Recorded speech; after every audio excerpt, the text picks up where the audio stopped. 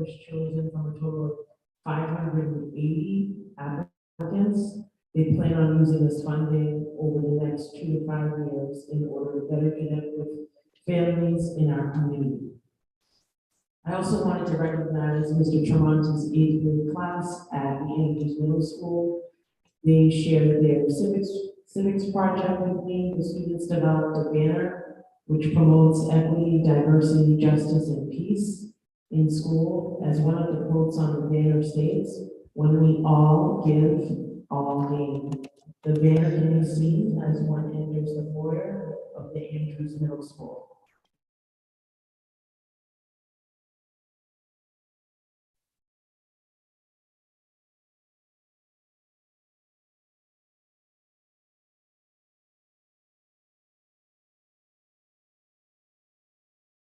And unfortunately, they did lose 3-2, but congratulations nonetheless.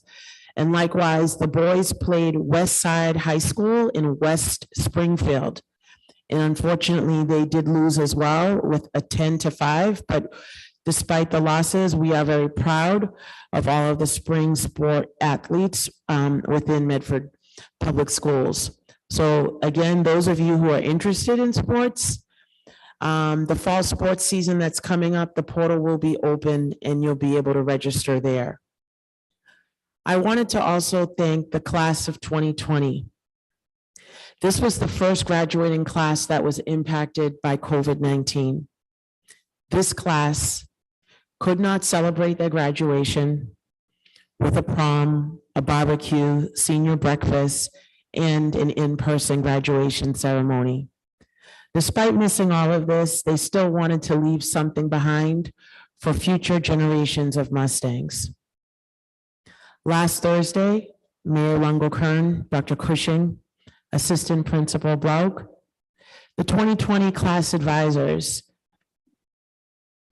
Mr. Joseph Donlin and Mrs. Nancy Donlin, and the 2020 class president, Mark Allen, Jean Mary, and class secretary Elijah Fortune. They helped to unveil a beautiful Mustang statue. It's placed near the entrance to the Karen Theater. The plaque that accompanies this beautiful bust of a Mustang head says, "In recognition of the class of 2020, Medford High School, Medford Vocational Technical High School, we remember your strength, resilience, and unending commitment to our school community. You so ably demonstrated the true meaning of Mustang spirit, setting an example for alumni and the many students to follow. Special thanks to Mr. Devaney of Oak Grove Memorials for designing the marble base that supports the bust and giving the school a significant discount to have that bust displayed beautifully in the foyer area. So last week, we had the opportunity to enjoy some events that in the past we would have missed out on. We celebrated our Junior Olympics at Hormel Stadium with 5th graders. It was an absolutely beautiful day. Member Graham, Member McLaughlin, Mayor McLaughlin, Mayor Lungo-Kern, Member McLaughlin, our athletic department, our phys ed teachers, all of our elementary principals, the students, they had the opportunity to really participate in Olympic sports, run around. The teams were mixed up, so they got to see new friends and people that they will be together with next year when they go to middle school. So there were a lot of parents, the PTO was actively involved, and it was truly a great event for all. I also wanted to say that last week we had a wonderful celebration at the new library. It was the elementary readathon. And at last count, that readathon raised over $31,000 from all of the 4 elementary schools. The students did an outstanding job reading over 2 to 3 weeks. And I want to thank Member Graham was there, Mayor Longo Kern was there as well, recognizing our students, giving them treats, and just thanking them for reading, taking on that challenge, and not to let reading go by the wayside. I also want to thank the library staff for allowing us to use their beautiful facility. It was a wonderful event, recognizing students from pre-kinder all the way up through 5th grade. This week and next week are going to be moving on ceremonies for our 8th graders, for our 5th graders. So there are definitely a lot of moving on ceremonies that are coming up, and we will have those specific dates posted. They'll be going out to the community. So depending on which school, they're all different dates, but it's a wonderful time of year. I also wanted. Superintendent, can I Yes. just stop you for a second? Yes, There is some confusion about the proper Zoom link. The one on our agenda is apparently not the Zoom link that we are in right now. And there are people looking at the Zoom link on the agenda and waiting to get into that meeting. So can we take a 5-minute Motion to recess. plan? Motion to take a 2 to 5 minute recess until we figure this out, please. By Member McLaughlin, seconded by Member Graham. All those in favor? Aye. All those opposed? Let's get this together. The Zoom link is.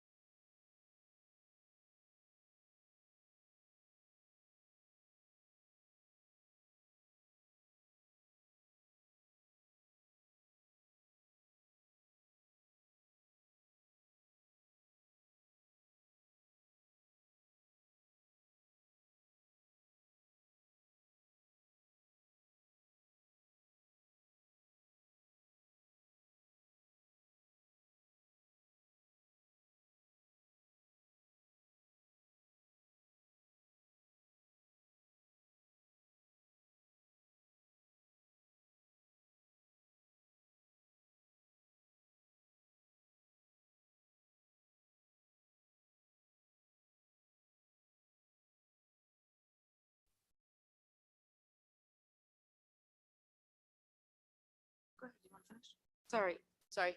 False alarm. You have another minute. Dr. Edward Vincent, let's finish up. Sorry.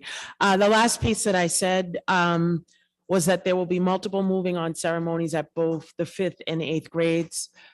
Please look out for school-based communications so you can have the exact time and location at your respective schools. We will be, since this is the final regular meeting of the year, this is our last Monday of being in school before the school year lets out. We will have summer fun camp starting on July 5th at the Missatuck. And then there will be plenty of clinics being offered this summer for any of our athletes: volleyball, girls lacrosse, basketball, soccer. So please go to the school blog to find out the information for that. Medford Rec and the Malden Y at the Gene Mack Gym and the new Medford Public Library, they are hosting many summer events. So please take advantage of that as well. Look at their respective websites. I want to wish all of our dads out there a happy Father's Day this coming Sunday, June 19th. I also want to just remind everyone that June 19th is Juneteenth. It became a federal holiday last year. The name is the blending of the words June and 19th. It commemorates June 19th, 1865, the day that the Union Army Major General Gordon Granger rode into Galveston, Texas, and told slaves of their emancipation. That day came more than 2 years after President Abraham Lincoln issued the Emancipation Proclamation on January 1st, 1863. Even after Lincoln declared all enslaved people free on paper, that hadn't necessarily been the case in practice. Juneteenth is also known as Emancipation Day, Jubilee Day, Freedom Day, and Black Independence Day. People across the country celebrate with food and festivities, much like the 4th of July. In celebration of Juneteenth, schools will be closed on Monday, June 20th. School will resume on Tuesday, the 21st, and our last day of school is Thursday, June 23rd. So as I said, this is our last regular school committee meeting of the year. We will be scheduling additional meetings, which we mentioned earlier. I especially want to thank all of our students and staff, as well as our school committee, for another successful school year. I want to congratulate our educators and staff who are retiring this year. And since we are still finalizing details on this list, we will be individually recognizing all of our retirees at our first meeting officially in September. Thank you. Thank you, Dr. Edward Vincent. Number 2, CPAC end of year report presented by Ms. Alex Lorick and Ms. Tanya Sullivan, co-chairs of the Special Education Parent Advisory Council. Welcome.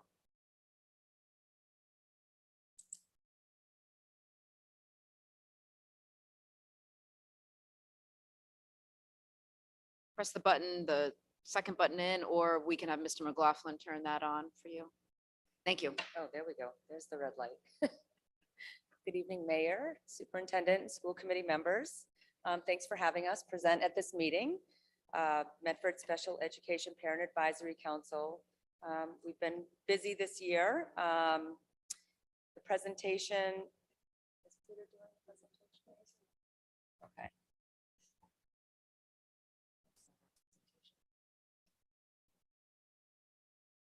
Sure. Mayor, while we're waiting for the presentation, can I ask a question? Yes, I think Dr. Cushing's working on getting the presentation up. Member McLaughlin? Thank you. I'm just curious about how many students, and I suppose Ms. Bowen can answer, about how many students are receiving special education services in Medford Public Schools? We have approximately 840 students who are receiving services. 840 out of the roughly 4,000? Yes. Okay, thank you.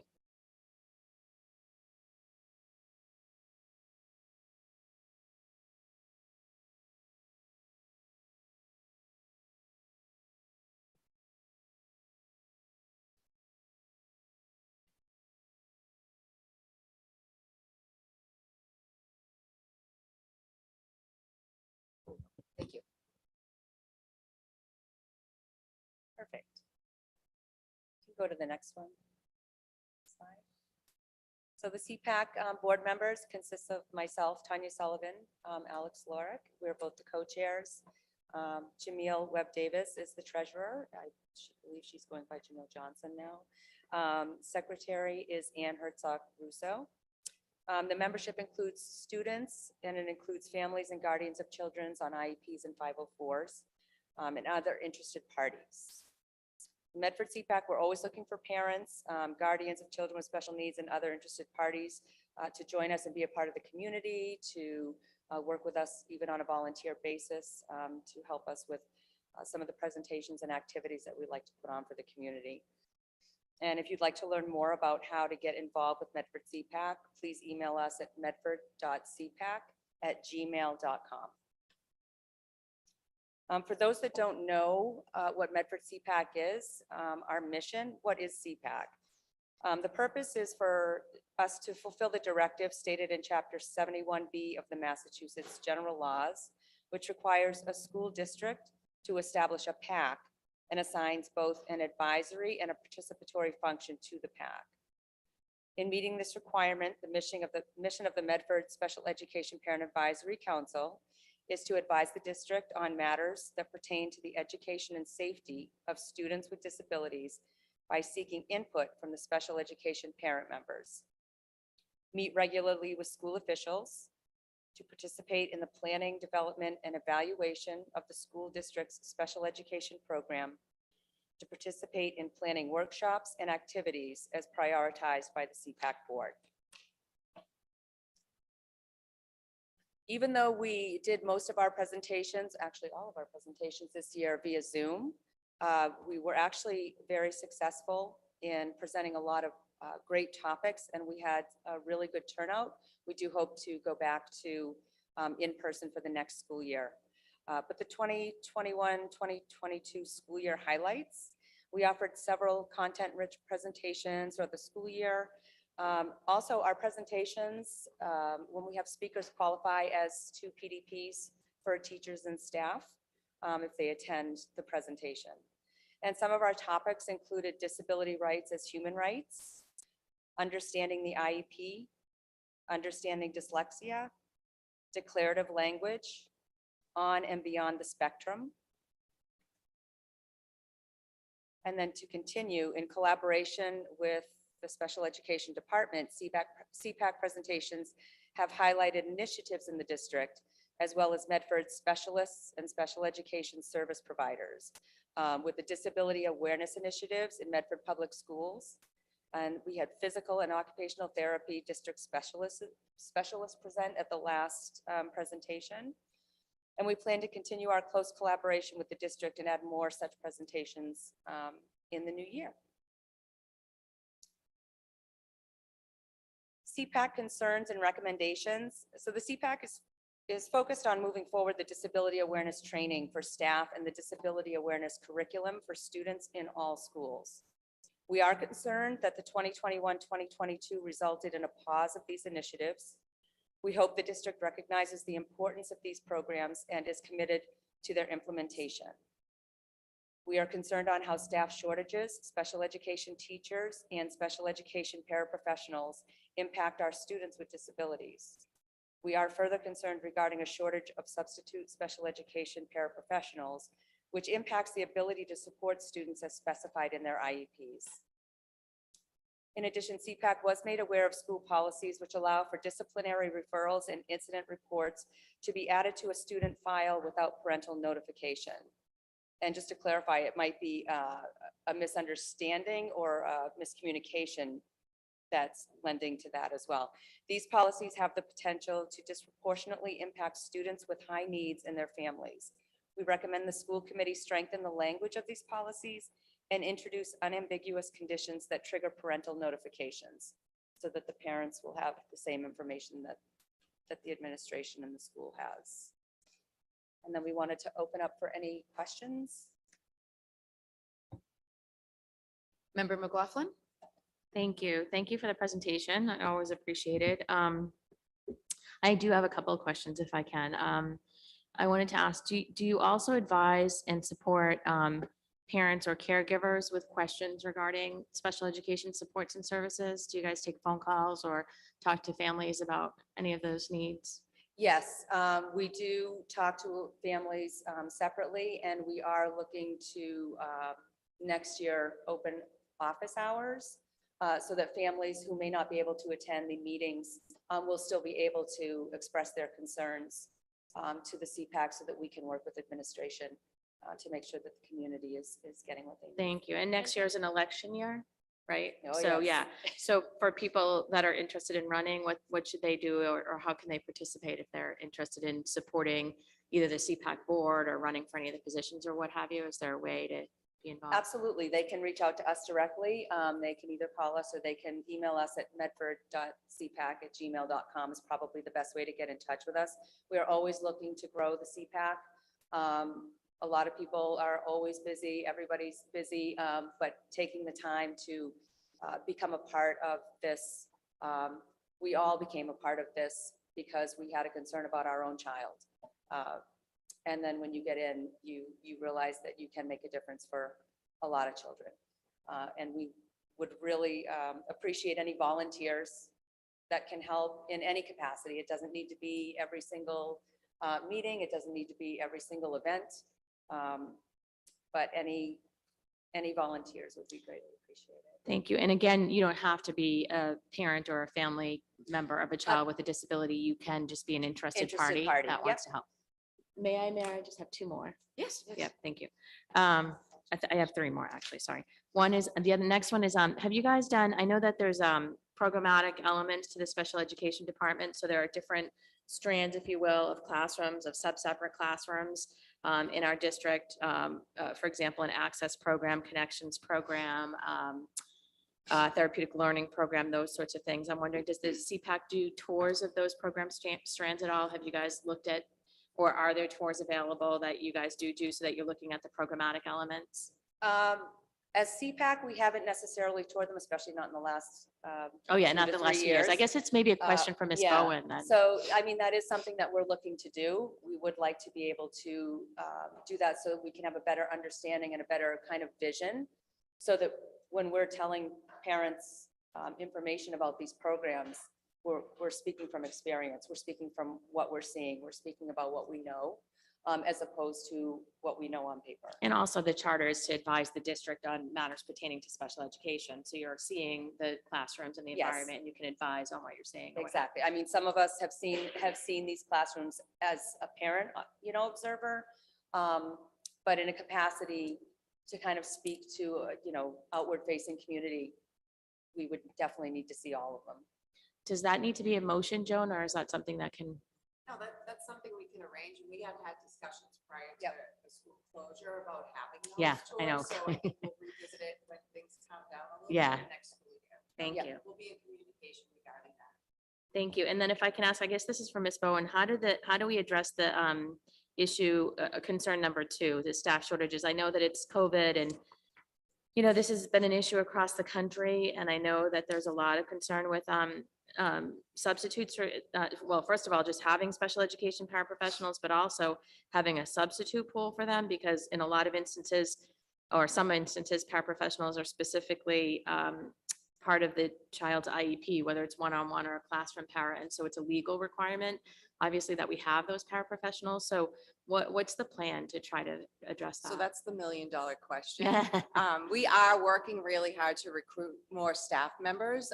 It's been a struggle across all districts. They're experiencing the same shortages that we are.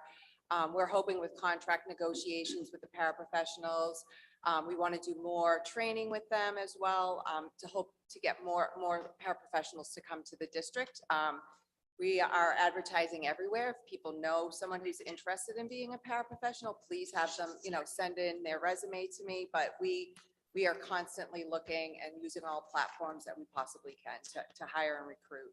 And I think just on and this might be a Mr. Murphy question sort of issue that was brought up, but I think on the paraprofessional, I was told, I think by a paraprofessional or someone that's, I think, is no longer with the district. If you are out sick, there's not an option for a substitute button or something like that. I forget. Correct. I Exactly. mean, when a para is absent, there's not, but we have created these open positions that when we know that there is a need for a para in one of our substantially separate programs or a student that requires, we are trying to get someone to cover that paraprofessional. So it's moving pieces, but there's not a lot of staff that we're able to move around at this point. Maybe we can check in on that again Yep. mid-year or something next year. And then I promise my last question, colleagues. Thank you for indulging me. Actually, it's a motion. It's on your last recommendation regarding the incident and discipline reports that are created and put in students' files that can disproportionately impact students with high needs. I'd like to make a motion that this issue be referred to the Rules, Policy, and Equity Subcommittee to review. And I'm wondering if I might have a second from one of my, thank you. Motion by member McLaughlin, seconded by member Mastone. All those in favor? Can I Aye. speak on that, actually? Before the roll is called, member Rousseau? Thank you. Actually, my question was actually about that. Do you have, you reference policies. Do you actually know what the policies are? Like, is there a list? So the policy is in the handbooks, Okay, the school handbooks, and I look at most of them. I look at elementary and middle school handbooks. First of all, when you go on the website, I think none of the school has the most current handout. They are called different names. So it's the family handbook, it's the student handbook, it's the student and parents handbook. So that is confusing. And then most are 2 years old. I asked Mr. Tucci, so for the McLean Middle School, I have reviewed the latest just to make sure that there is not like a difference in language. But yeah, so I look at the handbooks. I don't know if there is any other rule. And the handbook says that referrals may result in parent notification, but they don't have to result in parent notification. And also this is the confusion regarding disciplinary referrals and incident reports. The handbook seems to suggest that the incident reports are only filed for like very serious offenses like drug issues or harassment. But in reality, it seems that it's not only that. So the language is very confusing, and then the issue itself, for me at least, was very confusing. thank you. Certainly, the issue of the handbooks being outdated in our website, I won't get into the website right now, but I think that I certainly support the motion. I just think that we need to know which policies we're reviewing, because I don't think it's appropriate to cast a net where the Rules and Policy Subcommittee should essentially review the whole handbook, because the committee Point of information. approves the handbooks. Point of information. Point of information, your question, member McLaughlin? Yeah, I guess it's more, not a question, but a clarification for the point of information is that. So point of we're- clarification. Yeah, point of clarification. We are asking specifically, I am asking specifically that the policy for disciplinary referrals and incident reports allow for parental notification. So we can, I think it's our job to find out what the current policy is that exists in both our online policy and rules and policy handbook, as well as the student handbooks, and make sure that those are consistent. But essentially, I can speak to from personal experience regarding incident reports. We had multiple that we were frankly unaware of until we were leaving the district and became aware of them. And that's not the way one wants to find out, especially when we want to support our students while they're in school. So the motion is specifically addressing a referral to the Rules, Policy, and Equity Subcommittee to review disciplinary referrals and incident reports so that those are shared with parental notification, because that seems not to either be an existing policy in the current Rules, Policy, and Equity listing and or some vagary in the student handbook. So that's my specific. Is that helpful? Mayor? Before the roll's called, member Rousseau, are you all set? No, but I can wait. You'll yield to member Graham? I was wondering if the Communication and Family Engagement Subcommittee was the more appropriate committee to send this to, given that what we're talking about is parental communication. So just a suggestion that we find the right committee for it to go to. May I respond? Member Rousseau will yield to you. Member McLaughlin. Thank you. I appreciate that through the chair, Member Graham, that this is a family communication. It is also policy, specifically regarding disciplinary referrals and incident reports, because those policies do go into the student file. So it's a policy in terms of what's in the file, not just the family engagement. So I think that there's a step that can be missed there if it's not part of policy. I know that I spoke with one of our administrators about what the existing policy is around the structure of this, and have been told that there isn't one in terms of what the process is. So I think there's a couple of issues to be addressed, but I would say I think it's the policy subcommittee, because we really need to create a policy since there isn't one that exists. Mayor? Thank you. Member Rousseau. Thank you. So I did find the incident reports policy, which I will admit I did not know we had. And it, in fact, it does reference serious incidents, but what is fascinating about it is that nowhere in there is there any suggestion that the family should be communicated with. So if we can, a friendly amendment to actually specify the particular policy, because I just don't want to, I don't want a motion where it's like I'm just hunting all the policies. No, that's agreed. You can include that. What's the policy It's number? Policy CLB incident reports. Say it again. CLB is the policy ID. It's incident reports. CLB incident reports. I will amend that to the motion. Thank you.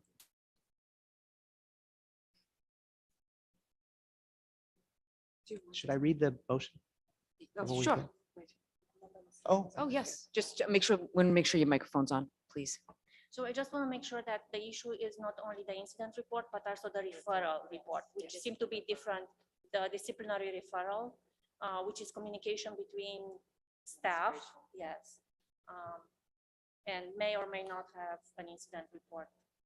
And the referral seems to be, it doesn't necessarily need to be with something, very aggressive. It can, but it seems to be the way that it's communicated throughout administration. It's almost like a communication process more so than like an incident report, similar to an incident report. So it seems very different, but sometimes those words are used interchangeably. And it does go in the student record. Yeah, that's. Member McLaughlin. Yes, and also, just to make matters a little bit more confusing, and I know the Director of Pupil Services knows this, but not necessarily all educators know, that the disciplinary referrals for students with disabilities has some requirements and some structure. And so especially regarding suspension and expulsion and some other issues. So there's some nuances around this. So if there is not an existing policy, it may be that this should go to the special education subcommittee first to think about what the nuances are around the disciplinary referrals specific to the special education law and how that can be communicated. So if my colleagues are in agreement, I think I might split the motion. Before you split the motion, I think Dr. Edward Vincent wants to comment. Yeah, I just wanted to comment because as I'm listening to the conversation, I definitely am in support of visiting the incident reports and correcting the language. For the disciplinary referrals piece, I'm not really clear in terms of what it is specifically that you're asking, and I'm just thinking about is this something that's going to be putting an additional burden on the classroom teachers? If something like a very minor infraction takes place in the classroom, that it's documented, but to say every single time something happens that there's parent notification. So I am in support of sending it to the subcommittee to try to unpack it. And unpack it in terms of a reasonable way. Parents definitely are notified. I know when there are serious infractions that take place, but I just don't want it to be something where it's something that's so minor and it's addressed, but it ends up now being an additional demand. In terms of students with disabilities, Member McLaughlin, we definitely work with our building-based special education administrators. And the administrators also know that there are special rules, different rules for students with disabilities regarding suspension. So that is really on everyone's radar. And if in fact stronger discipline needs to be meted out, then we definitely consult with special education administrators prior to that taking place. So I just wanted to say that it is something that we're aware of, and Ms. Bowen is here. She can speak to that as well. I just wanted to comment so that you're aware. I am willing to, address the incident reports and get the policy formally revised. But I am cautious about saying every single thing needs to be revised, because we do need to document, but not everything is worthy of, a phone call, calling the parent immediately. Because it's something else that we would be adding to the instructional day. Mayor. Member McLaughlin. Thank you. Thank you, Superintendent. I just wanted to mention as well, though, that if the document, even if it's a minor infraction, if it's going in the student's record and can affect the student's placement potentially, among other things, then it does feel like it should be something that's the parents are notified. But I think that this is a discussion, a longer discussion for another day. So if I might, I would like to split the motion so that we refer the incident report motion to the Rules and Policy and Equity Subcommittee based on the policy DLB incidents that Member Rousseau just mentioned. And then my second motion for the split would be that we refer disciplinary referrals to the Special Education Subcommittee meeting to work a little bit more on the language and collaborate with the Superintendent and Director of Pupil Services to better understand why CPAC is specifically making this recommendation. If I could have a second. Motion for approval by Member McLaughlin, seconded by Member Mustone. All those in favor? Aye. All those opposed? Motion passes. Could I just, Member Mustone. I also want to just thank you all, because I think it's been years that you were lobbying for the adaptive physical education teacher. And this past year has been awesome with the United Basketball Program that I know Ms. Carla Andre ran. And so I just want people to know that CPAC really gets stuff done, and that if they're looking to get something done, to join your group, because you guys are the best. So thank you for being here.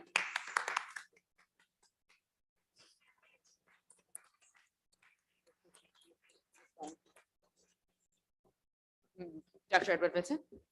I just wanted to say thank you as well to CPAC for your continued partnership with Medford Public Schools, including us, notifying us of all of your meetings, and giving us an opportunity to communicate more widely with the entire community. So thank you for that. And I look forward to our continued partnership moving next year. And I believe we have a presentation to a member of the community.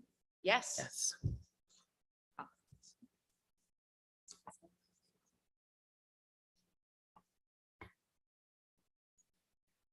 Every year, we like to award a member of the community that makes a difference for our kids and the community, basically. We award it to a member in the community who for the current school year has embodied what it means to go above and beyond for our students and families. So I just wanted to read a little paragraph. I can't believe you need me to move closer to the microphone, but I will. As parents of a child with intellectual and developmental disabilities, it's always in our vision for our kids to eventually have meaningful employment, which provides them with confidence, a continued place in the community, all while teaching them skills that they can use in their everyday lives.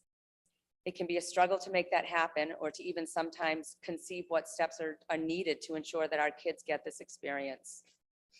And we're grateful for parents who are so brave and who take the necessary steps to secure this for not only their children, but for other young adults as well. This is what Carol Nigro, with the help of many, including Michael Nigro, Heather McKinnon, Denise Desjardins, and of course Kelsey, and many others, has brought to life. What was once just a vision for her daughter is now an astounding reality at the Charlotte and William Bloomberg Medford Public Library with Chapters Coffee Cart. We urge you all to visit and frequent this business. And we would like to present, we'll bring Carol up here.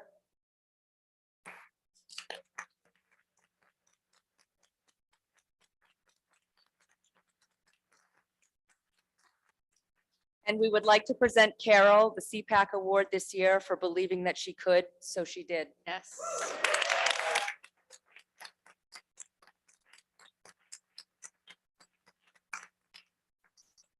Can we get a picture with the school committee and Carol and CPAC? Would that be okay, Mayor?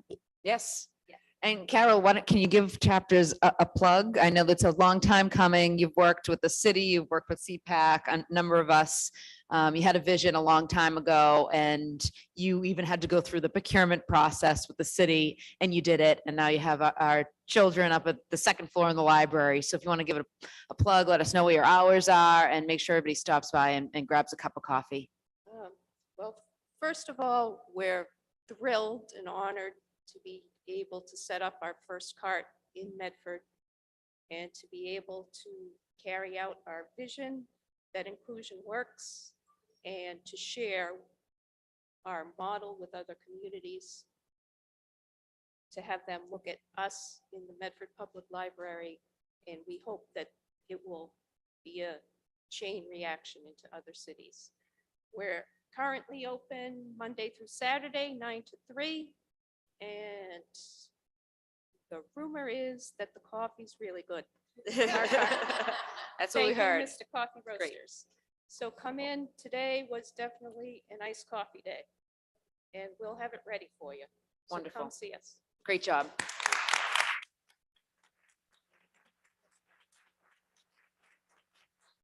If the committee wants to come up and CPAC and Carol, your husband, yep.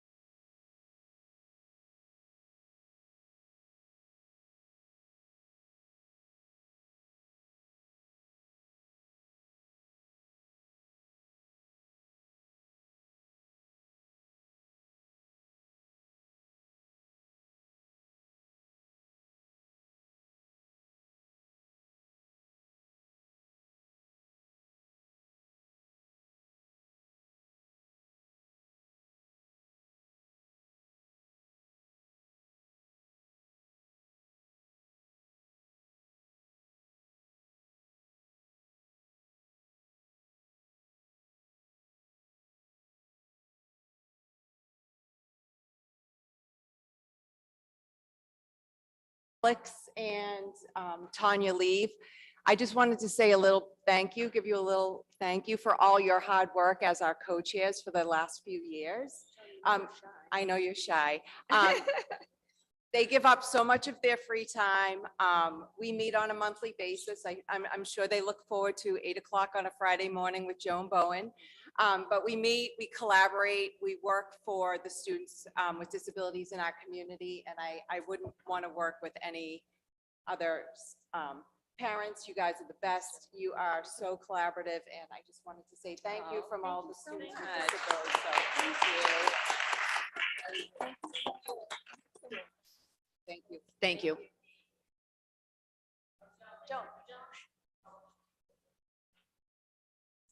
Great presentation. We have approval of the 2022-2023 district calendar. Dr. Maurice Edward Vincent, Superintendent. Motion for approval by Member Mastone, seconded by Second. Member McLaughlin. I'm sure it'll be up on our website right after approval. All those in favor? Mayor, can I just Member ask Graham? a couple quick questions? On the calendar, the dates in June, 13, 14, 15, and 16 say noon dismissal, 6 to 12. Noon dismissal for secondary schools. Yeah. So the secondary schools are on a slightly different schedule than K-5. So for elementary schools, they would have a regular school day. The last day of school would be at this point, if we have no snow days, Friday, June 16th. The first day this year, Wednesday, August 31st. So those 3 half days are accurate. Dr. Cushing, one clarifying question on the 16th for secondary. on Friday, June 16th.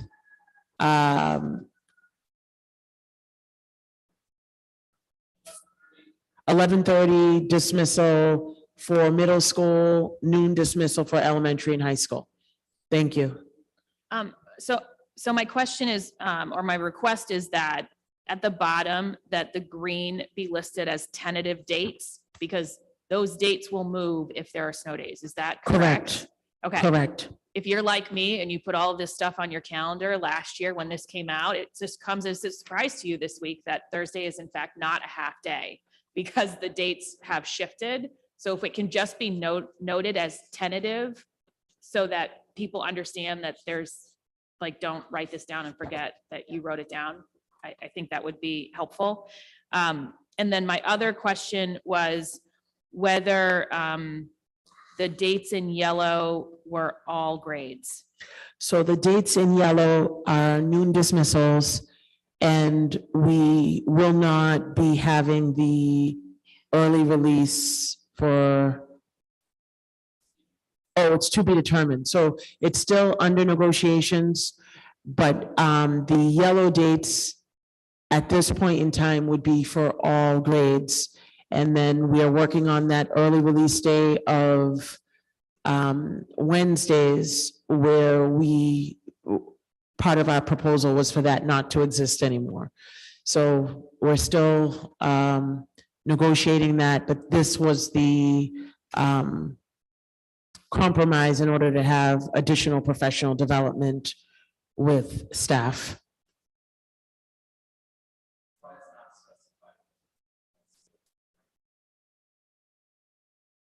It's yet to be determined. That's why it's not specified. Okay. So we'll definitely add a notation, maybe put an asterisk or something on that last week saying that these are tentative dates. You know, hoping that there are no snow days or inclement weather days that would require us. So this is not set in stone. 180 days is our obligation to be in school for students. So according to this calendar right now, June 16th is day 180 for our general education population. Okay, so can we also make a note that the noon dismissals in yellow, just put something like tentative or pending? I know there's a lot still going on with this discussion. If we're going to put out a calendar, we're going to create questions if we can't be clear. So I think we just need to be able to tell people what is tentative or pending. And then I do think we need to commit to like resolving this particular issue as quickly as possible, because while high school students can go home by themselves, if we're going to impact kindergartners, they can't. Yes. And we need to make sure that parents have adequate time to plan. Okay. Thank you. Thank you, Member Graham, Member McLaughlin, and then Yes, thank you. I just wanted to say thanks for all the hard work that went into this. Whoever put this together did a nice job. And also, I think it's been addressed through the chair and Member Graham, but just to clarify that the early release days and what have you are still in negotiation, and those need to be marked as tentative until they're finalized in negotiation. Yep. Yeah, okay. thank you. Thank you. Member Rousseau, Yep. unless you want to yield. Okay.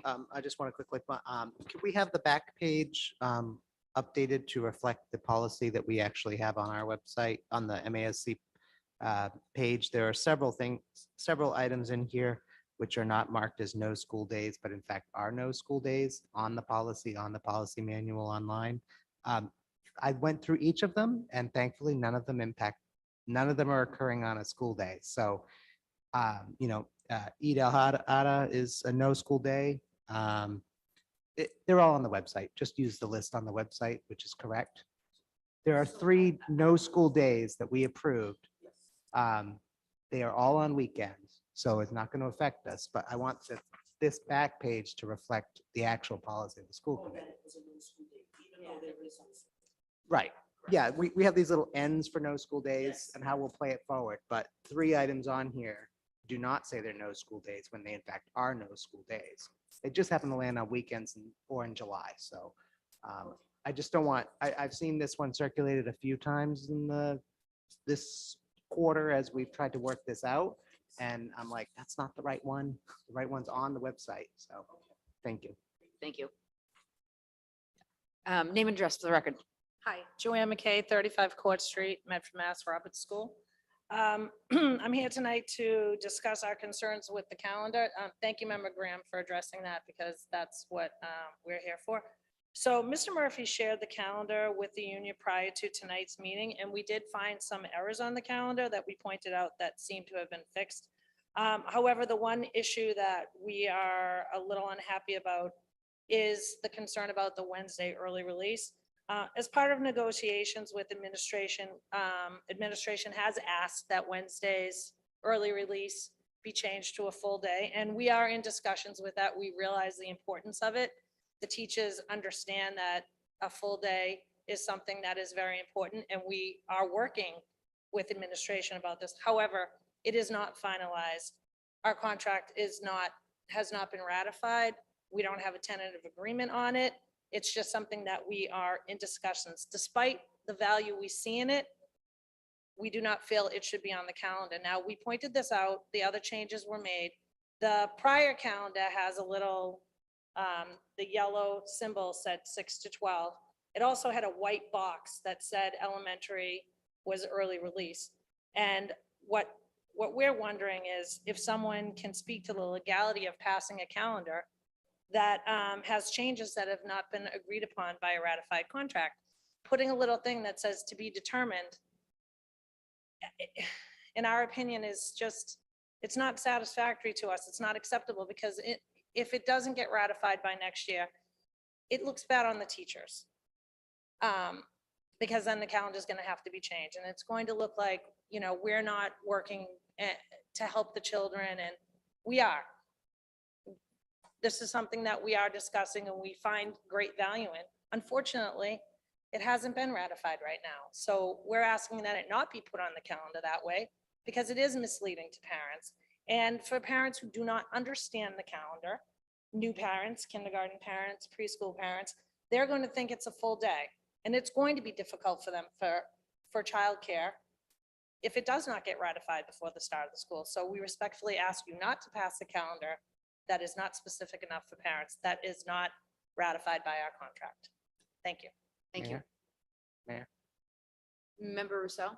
Thank you. I certainly understand the concerns. I believe this body is required to pass a calendar. And this is our last meeting. So if we don't pass a calendar at all, there is no first day of school.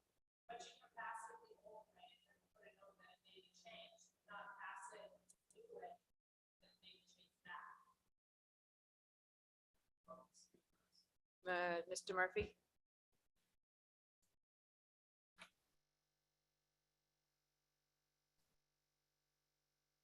No, I'm happy.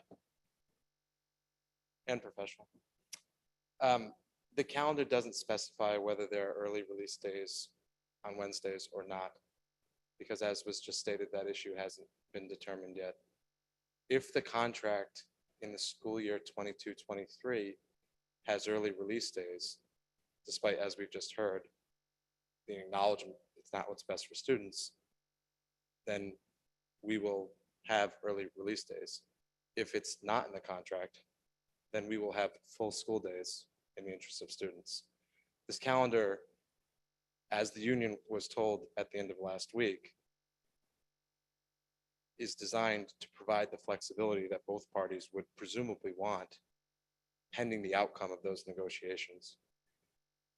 It doesn't say what grade levels are going to have half days because we don't know what grade levels are going to have half days, although frankly, that wouldn't be a matter for the contract if the administration decided that those were half days for students, just like if they decided it was cancel days, then that's what would occur. There's nothing misleading about this calendar, and the pieces of information that were in the previous calendars are not there because, as was stated, it's something that's currently being negotiated. I think what's going to be more confusing is if we have to continually publish new calendars. But what I'm more disheartened by is that when the calendar was provided to the union and the opportunity for questions was raised, the questions that came, all the questions were answered. We weren't told that there would be an attempt to upend the school committee's work this evening, and I find that disappointing. Thank Thanks. you. Thank you, Mr. Murphy.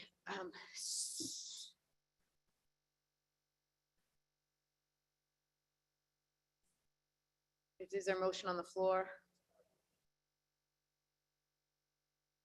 Hi, we're not trying to upend anything. We saw the calendar prior to coming here, and we looked at it and we said, oh, that change wasn't reflected. And then we came, we were actually in a meeting, and then we came and said, let's speak to it so that we could have clarification. We're not trying to cause a problem. We're trying to stop a problem, because we know how hard childcare is. You see all over Medford moms, how hard childcare is for these parents. And this could be confusing, and if it is not established before the start of the school next year, it's going to be a big problem. That's why we're here. We're not here to upend anything. I just want to let that be known. Thank you. Member Rousseau? We have somebody who wishes to speak online, I believe.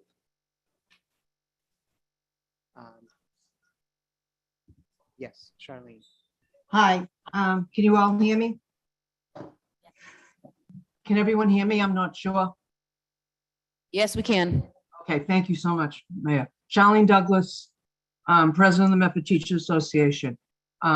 So I just want to be very clear here that we are in the midst of negotiations. We do not have an issue with the Wednesdays.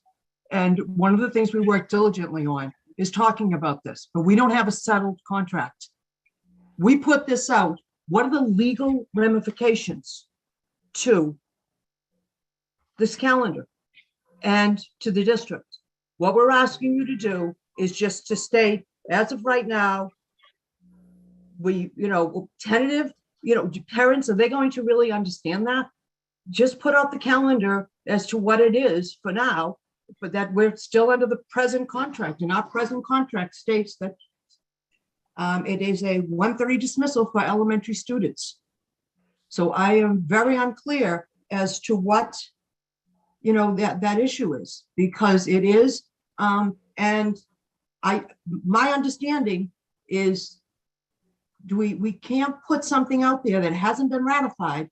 And I think we're even looking here, and I'm sorry, I don't have my MTA rep on here, but something that's not negotiated, something that hasn't been ratified by the members, I believe, and there's a pretense of the understanding that, oh yeah, this is going to go through, but we don't have any of that.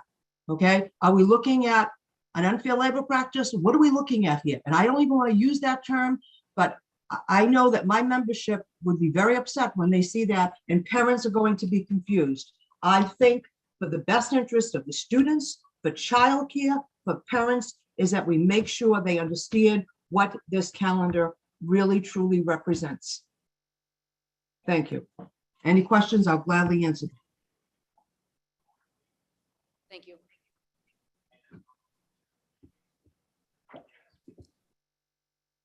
Mayor. Member Graham? In past calendars, at least I think this is true, there were start and end times somewhere present on the physical calendar. So elementary starts at, whatever the time is, middle school starts at whatever the time is. One solution that I think would be the most clear for parents who are not in the thick of union negotiations is to post school end times with a Wednesday end time of TBD, so that it's clear that on Monday, Tuesday, Thursday, and Friday, elementary school students are going to get out at 2:35, and that they need to seek additional information from us at some point in time about the end time for Wednesdays. And I think that sufficiently tells people that this is a work in progress.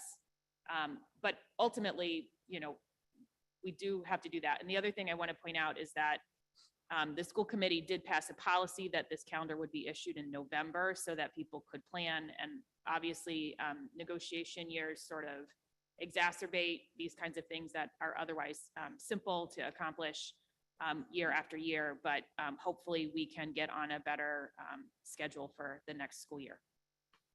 Thank you, Member Graham. So is that a motion? We've already passed it. So is that a motion to adjust the language on the front cover for now? Yep, motion to add school start and end times to the official calendar and note that Wednesdays are TBD for elementary. Second. Motion for approval by Member Graham, seconded by Member McLaughlin. All those in favor? Aye. All those opposed, motion passes. Update on Medford Public Schools Security Protocol, Dr. Maurice Edward Vincent, Superintendent, and Dr. Peter Cushing, Assistant Superintendent.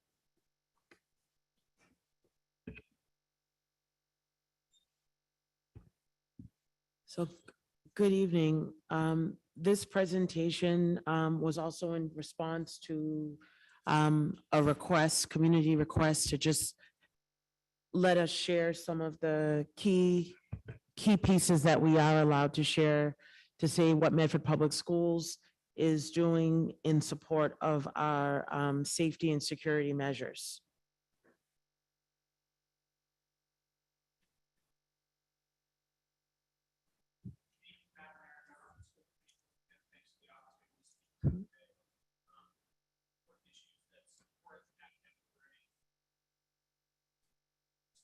Make you aware that, you know, the planning and training that we're talking about are critical.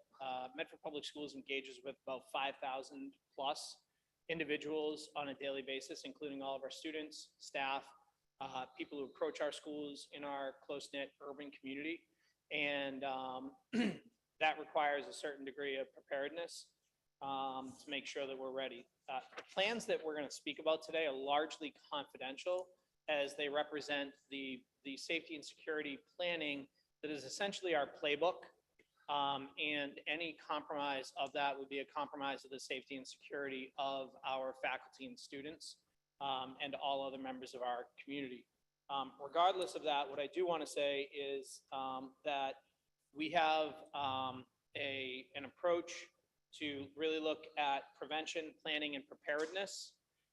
So starting with the classroom, the ability for classroom educators, the ability for classroom paraprofessionals, for anyone on the staff to build relationships and connect with our students so that they know a student and they know when something might be a little bit different or something might be a little bit off, that then we can have an interaction with them that may be above and beyond. But social emotional learning in the classroom is really about having students achieve personal and collective goals with their peers, feel and show empathy for others, and establish and maintain supportive relationships while making those responsible decisions.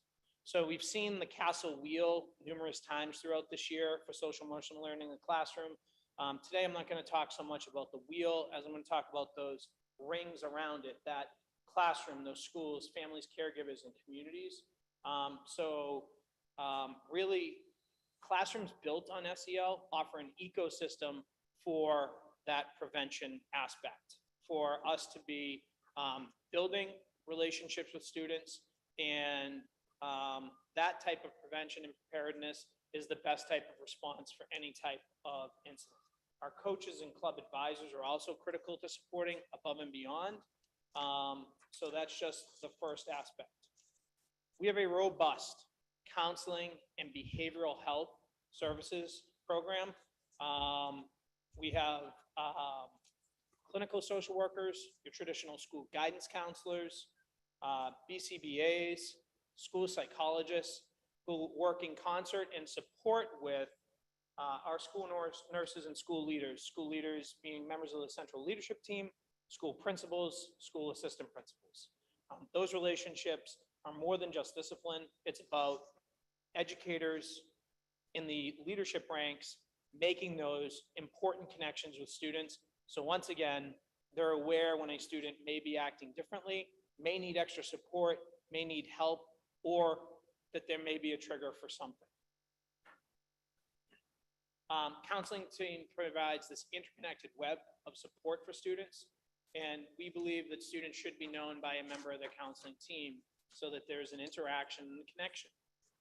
Adjustment counselors. What is an adjustment counselor? An adjustment counselor is a clinically trained social worker. This might be an LICSW, an LCSW, an LMHC, or any other number of people who have received clinical training to really support our students.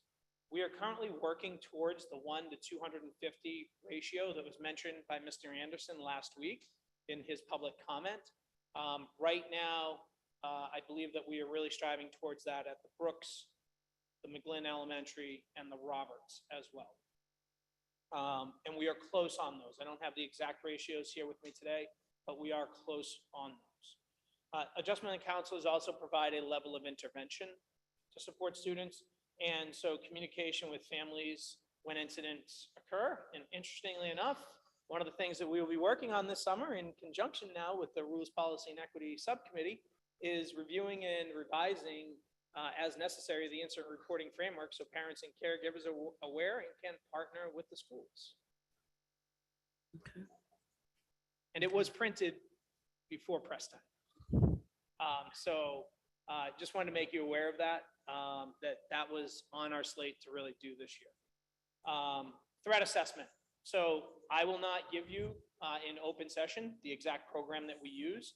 It is a very scripted and form-driven and procedural threat assessment process. I received training in it pre-pandemic, which while that was only in November of 2019, feels like it may have been in 1970 because of just all the events of the past few years. So this is an approach to institute violence prevention through problem solving with students. It involves assessment and intervention with students who have threatened violence in some manner.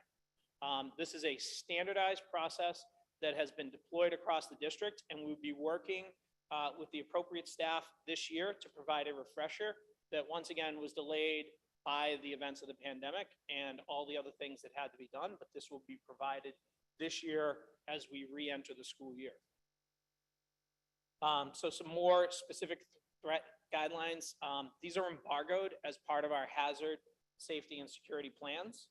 The threat assessment includes the following: identification by concerned members of the community, evaluation by the trained team, and then intervention by the trained team or outside providers in support of the school and the child. This is really about getting the child as much help as possible, as much support as possible. And while some people may at times think, oh my God, a threat assessment, is that an overreaction? I would argue that we no longer live in a world where threats are ever greeted with an overreaction, given situations that we've seen in our country. Our school and partnering personnel need to respond appropriately in each individual situation to make sure that safety for all of our community members is really there. And then again, going back to that incident reporting, that there's family caregiver follow-up so that they're on board. And if they may not necessarily be on board, that we're working with them to come to a place of collaboration and hopefully agreement. So hazard, safety, and security planning. This is really what you would think about the actionable steps to train faculty and staff to respond once an incident or situation has occurred. This is when everything else we have done for preparedness and prevention may have not necessarily been successful, and realize that there will be certain things that we simply cannot plan for. And to respond similarly across different buildings and situations. So right now, actually working with the mayor's chief of staff to form the Municipal Safety Council to bring those people together for the benefit of the Medford Public Schools, and are also working to form our first Medford Public Schools Leadership Safety Council, at least before pre-pandemic times. Dr. Edward-Vincent. In addition to the Municipal Safety Council and the Medford Public Schools Leadership Safety Council, we also have a Universal Safety Committee, which meets monthly, and it has a CPAC representative. Our Director of Pupil Services attends those meetings, a school committee representative, special education coordinators are part of that. High school principals, middle school principals, and elementary school principals are also part of the safety committee, taking into account all of our populations within the school community when emergency situations may arise. questions? Our next slide, so we're right now working with numerous stakeholders to construct an emergency operations / immediate response plan that will provide those standardized responses across situations.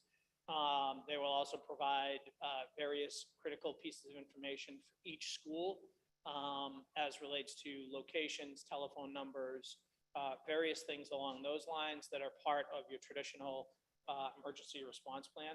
Please do not think that this is an exhaustive list. It is pretty comprehensive, but it's not an exhaustive list.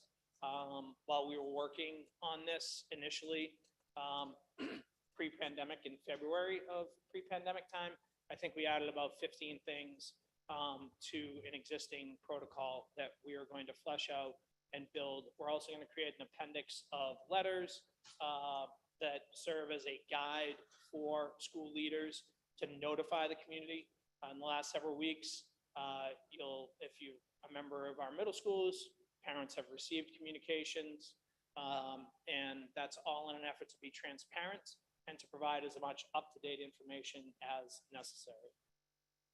And so for areas for growth, so we're continually examining our protocols and structures for school safety. So a couple of things following 2 years, it's really about getting back to some staff training. Training all staff to be vigilant with door security and to pose these and other questions. So do we leave? Do we shelter in place? What are the alternate means of egress? Are windows an option? These actually all come from a memo from the state fire marshal on emergency fire drills and other drills along that line. How do we inform leaders and others when there is a situation that they may not be aware of within the building? Building walkthroughs with Medford Police and Fire are currently being scheduled. Had a conversation today with Officer Yobro, through Officer Yobro with the chief to provide a comprehensive assessment of our readiness. And finally, review the security infrastructure and cost estimates for enhancements in 2 specific areas, security cameras and exterior door access.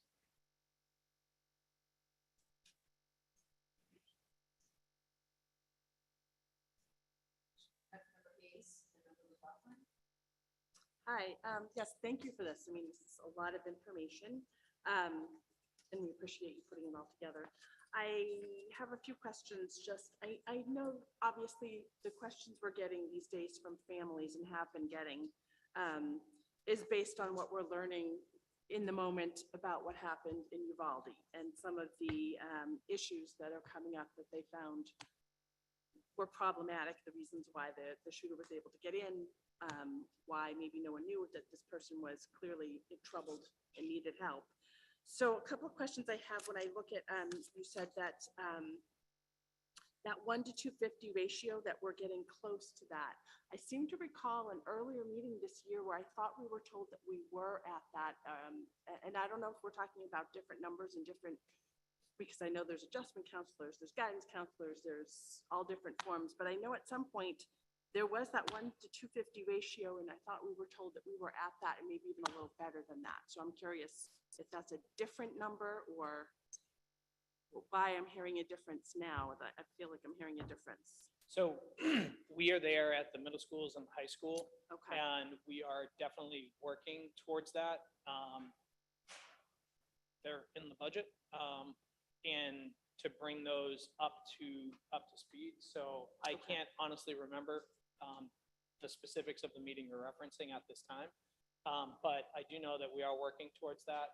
And that, if you were to consider, this is specifically for adjustment counselors, but if you were to consider all counseling staff, I would go out on a limb and say that we are definitely there.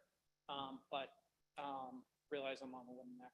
Okay. And then I'm wondering too, so another thing that they've definitely talked about is, and this would also get to the staffing ratios or how I honestly don't know how we go about doing this, but that a key thing to have is to try to make sure that every student has one adult who they are in contact with, or who is kind of their watching them in a way, or has a relationship with them, that, that schools try to build that into the structure, that there's, whether it's the teacher, whether it's a counselor, whether it's a club advisor, are we in any way looking at how we could try to systematically build that in? I know we've got large numbers of kids, but I know that that's something that seems to come up with every one of these school shootings, saying that this was a person who was kind of on the fringes and wasn't being watched, or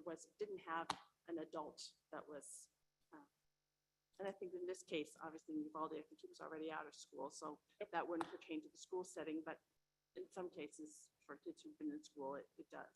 I think one of the things that Medford has done over the past 12 months in bringing on board the re-engagement specialist adds an additional layer of support to really focus on those students who may be not traditionally connecting, as well as to make sure that our classroom teachers, unfortunately, students who may not be connecting, generally speaking, don't involve in clubs, activities, sports.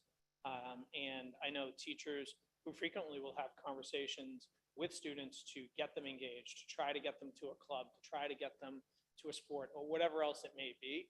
But I think that with what Medford has done with the re-engagement specialist and the hub, to also converse about students in need, is one way that we can do that. We're also talking about revamping how big advisory groups are at the high school, so that we can have smaller groups with more adults involved, so that students can have that sense of connection and maintain that connection throughout their 4 years, at least at the high school. I had some other basic questions, but I think other people. I'll let others go if someone else wanted to ask some questions. Member McLaughlin and then Member Hayes can have the floor back.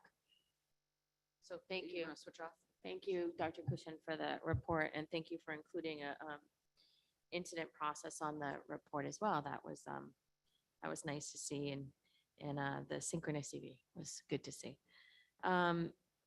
I have a question on the Municipal Safety Council and the MPS Leadership Safety Council. In both of those instances, I was wondering if I might make a friendly suggestion, or if it's been considered that there's some sort of community representative there that is, also that we're considering diversity. I'm sure we're considering diversity in the high school, middle school, and elementary school representatives. And I don't know if that's where you're factoring families in, or if you're thinking about students for those. So I wanted a little bit of clarification of where community involvement can be engaged in those. So unfortunately, this is not an opportunity for community involvement. This is Because an it's opportunity- embargoed? Say again? Because it's embargoed? Because these are the highest level of security plans Okay. that the district has. Okay. These, and I fully respect the call for community involvement on most things. Yeah, But I want to make sure that our students, staff, and those who come to our schools on a daily basis are safe and secure. yes. And while there are many trusted members of the community Right. who I look to seek their input on various things, Right, I don't necessarily, and I'll be happy to bring this up with the chief and other members when it comes. Yeah. So I don't want you to think it's a no outright. However, this is, in Maslow's hierarchy, in order to reach the fulfillment stage, yeah, you got to make sure that you're safe and you're secure. right. And I take this to be extraordinarily important work. And I want to make sure that the other people who will serve on these committees are okay with saying that that's a possibility. I can appreciate that, and I can certainly appreciate the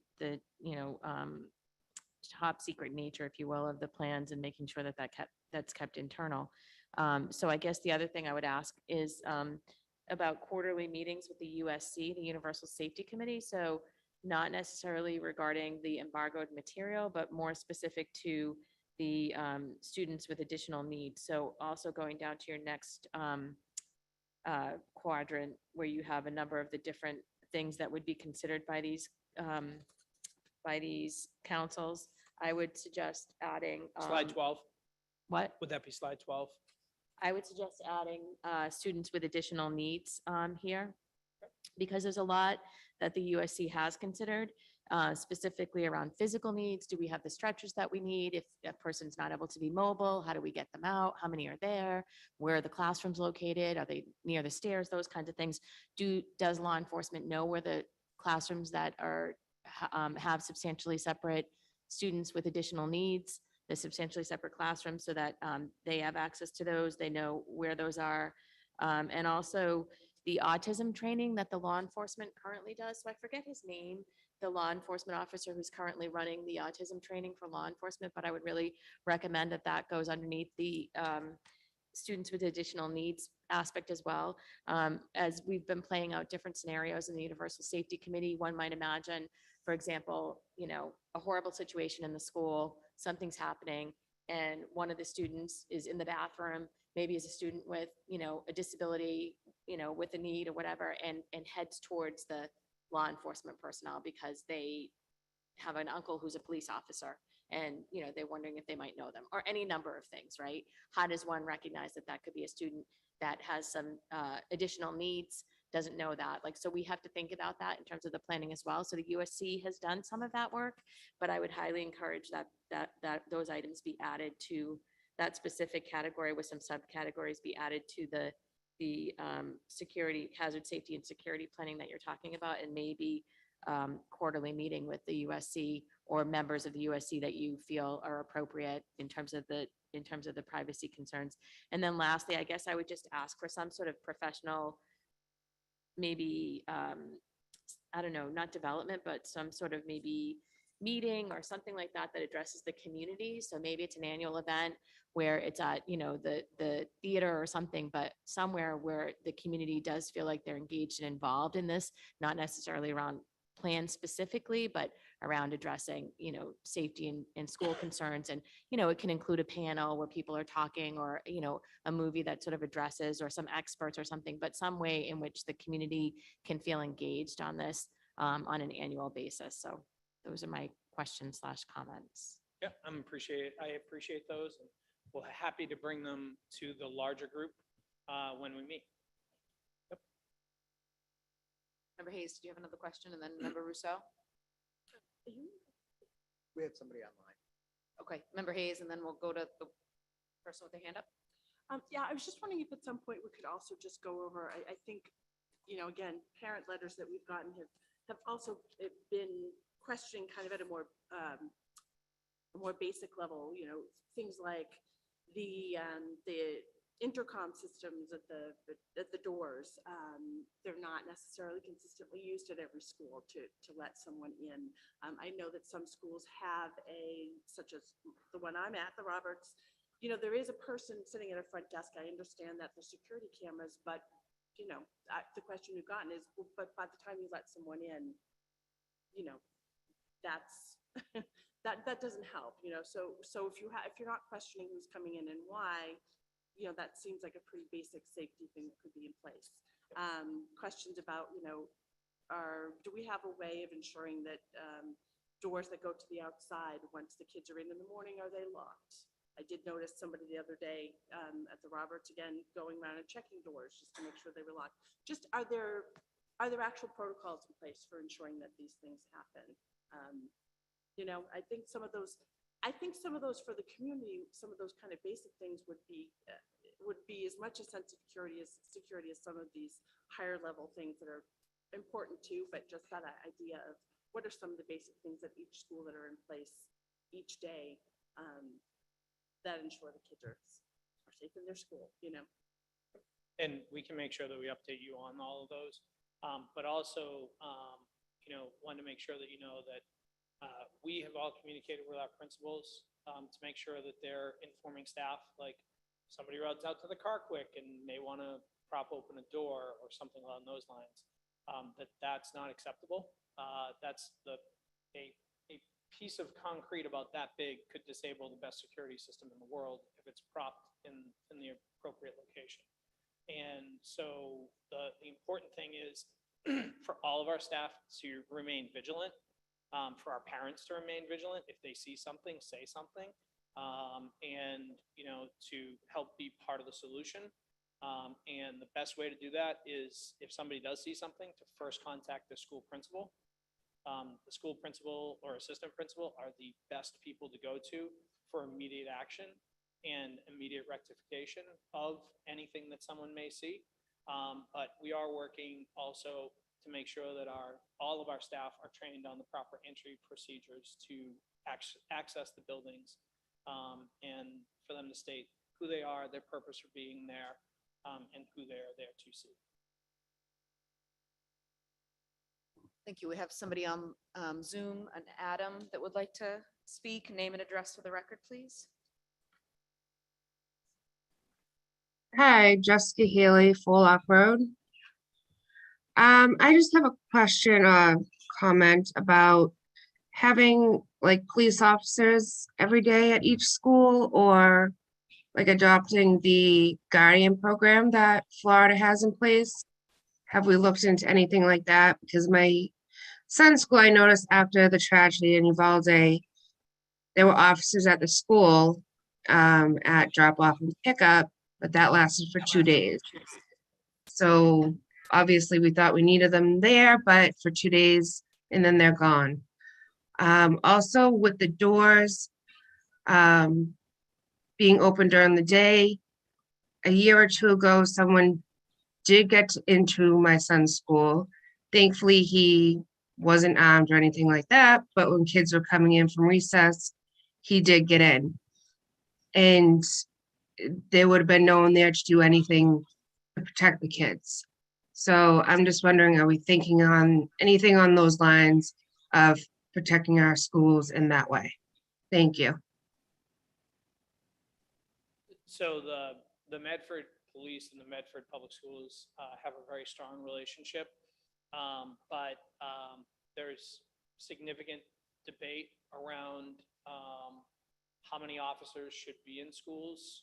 And while it provides safety and security, and I've had tremendous luck working with all of the school resource officers in my career, who the 7 or 8 of them have been nothing short of phenomenal and have built really real relationships and have been coaches, club advisors, those types of things.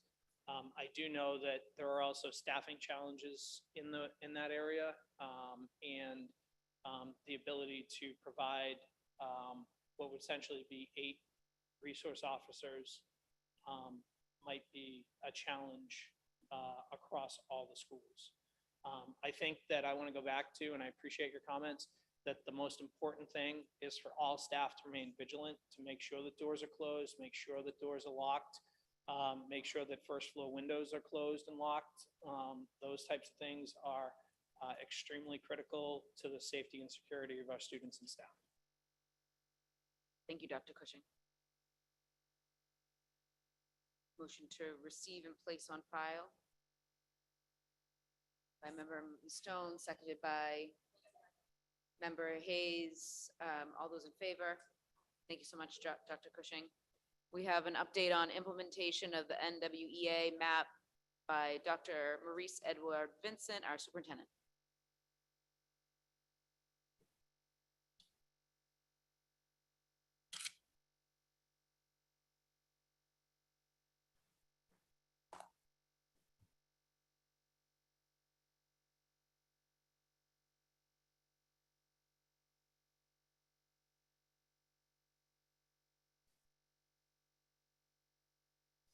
Just waiting a moment for the slide deck to be pulled up.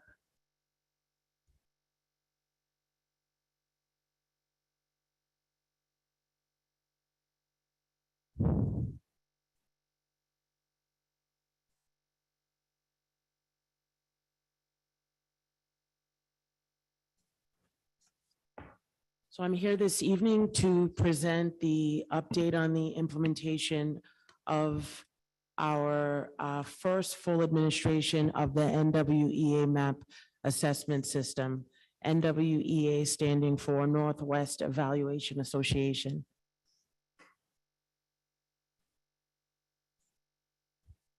So as I begin my remarks, I wanted to say that having NWEA MAP growth assessment right now in Medford Public Schools, that the first purpose of the assessment system is to be a diagnostic tool for us to be able to make data-informed decisions about what's taking place in all of our schools. And so in order to create a data-informed culture, it is important to consider that data is to be used for instructional improvement. This data that will be presented today is based upon growth, and it is by nature very, very dynamic. It is not a fixed number. We should also consider and remember that we're thinking about the whole child, that data is not fate for any individual child, classroom, or school. Like a map, it is an opportunity to see where we are in relation to where we want to go. So let us tread cautiously upon how we interpret the data that I'm going to share with you this evening.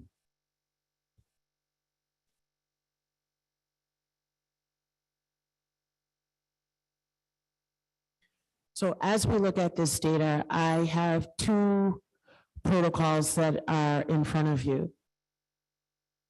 The arrow says that we collect data points, we assess and make meaning of the data, and then we adjust our practice.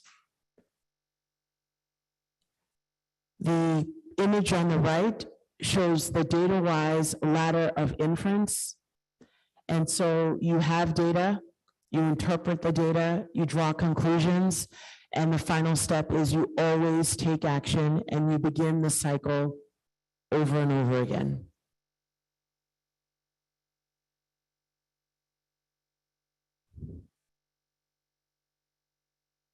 Here, the image on the left is an iceberg. An iceberg is something where you can only really see the top of it.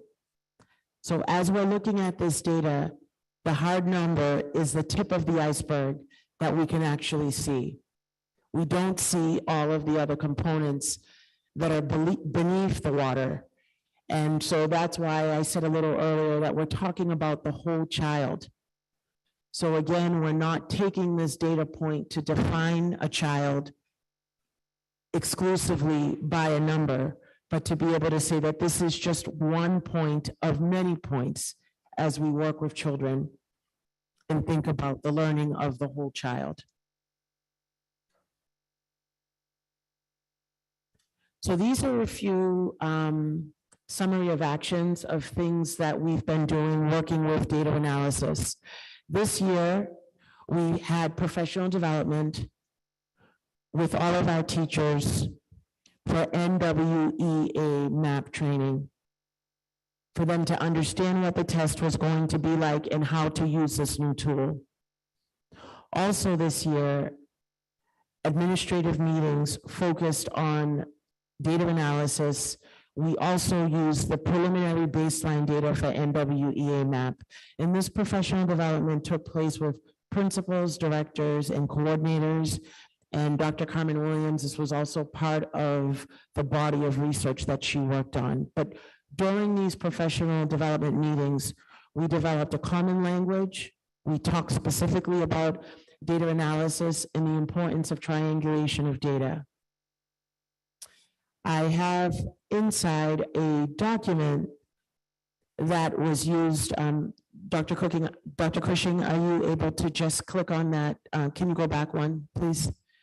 Can you click on the example of data analysis conclusions that this happens on some levels within department meetings where the educators are looking at where are the areas of success, where are the areas that we need to revisit. And this is just one hard copy of an example of how teachers are looking at data and using their data to inform their instruction and to inform next steps. Thank you, Dr. Cushing. Can you revert back to the slide deck, please?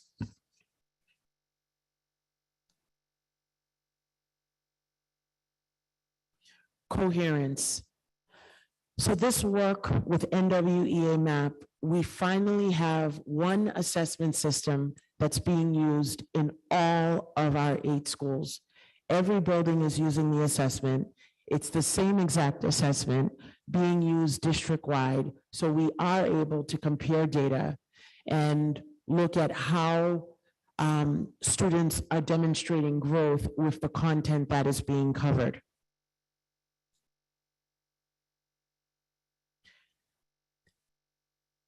Again, I talked a little bit about the slide deck.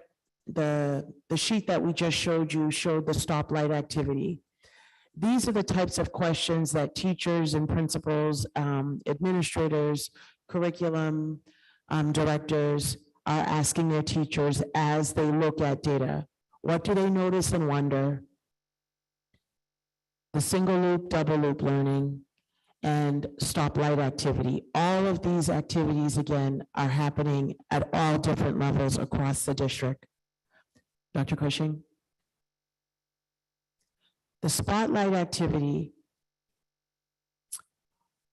red, what can we stop doing because we don't have evidence that it is effective?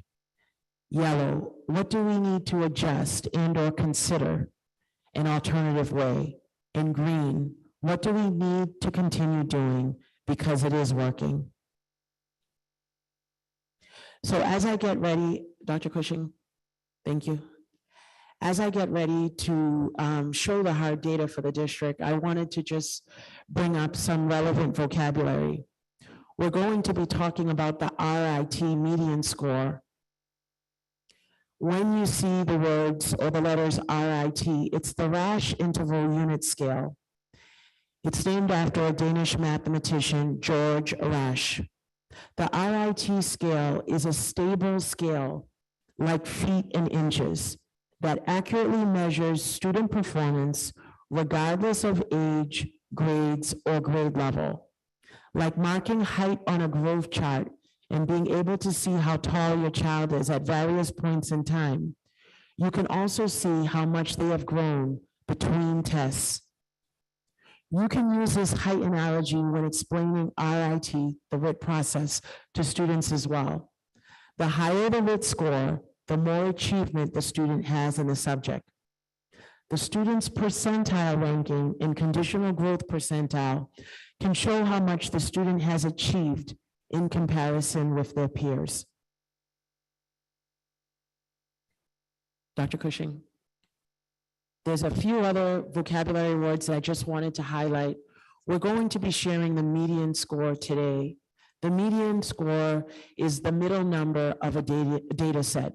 It separates the upper half of a data set from the lower half.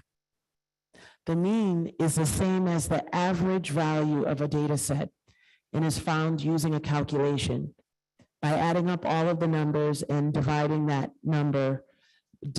the number of numbers in the data set. And the mode is the number in a data set that occurs most frequently. You'll also see CCR, which is talking about college and career readiness. We're going to begin with our science benchmarks. I'm really pleased to report to the committee that this purple band in the middle, which says NWEA median score, it's at the 50th percentile, that the majority of our performance as a district was above the median score listed, which on the left-hand side shows higher achievement, lower achievement, where that little arrow is. So science was given 2 times this year. We're showing the data for 3rd grade. The median score was 188. And in the winter, when our score was given, our range was, our first number ranged from 191 to 199. Dr. Cushing, you can go forward to, thank you, 3rd, 4th, and 5th grade. So the median score that we were looking for in 3rd grade was 188. At all 4 elementary schools, the range that was shown, we exceeded that median score. In 4th grade, the median score was 195. In all elementary schools, we exceeded 195, the 50th percentile. We were above that score. In 5th grade, the median score was 200, and our range was from 203 to 208 in the winter administration of the science. And so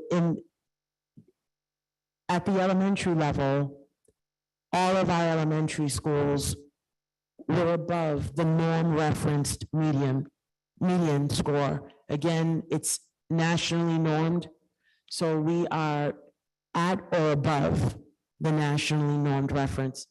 Dr. Cushing? Thank you.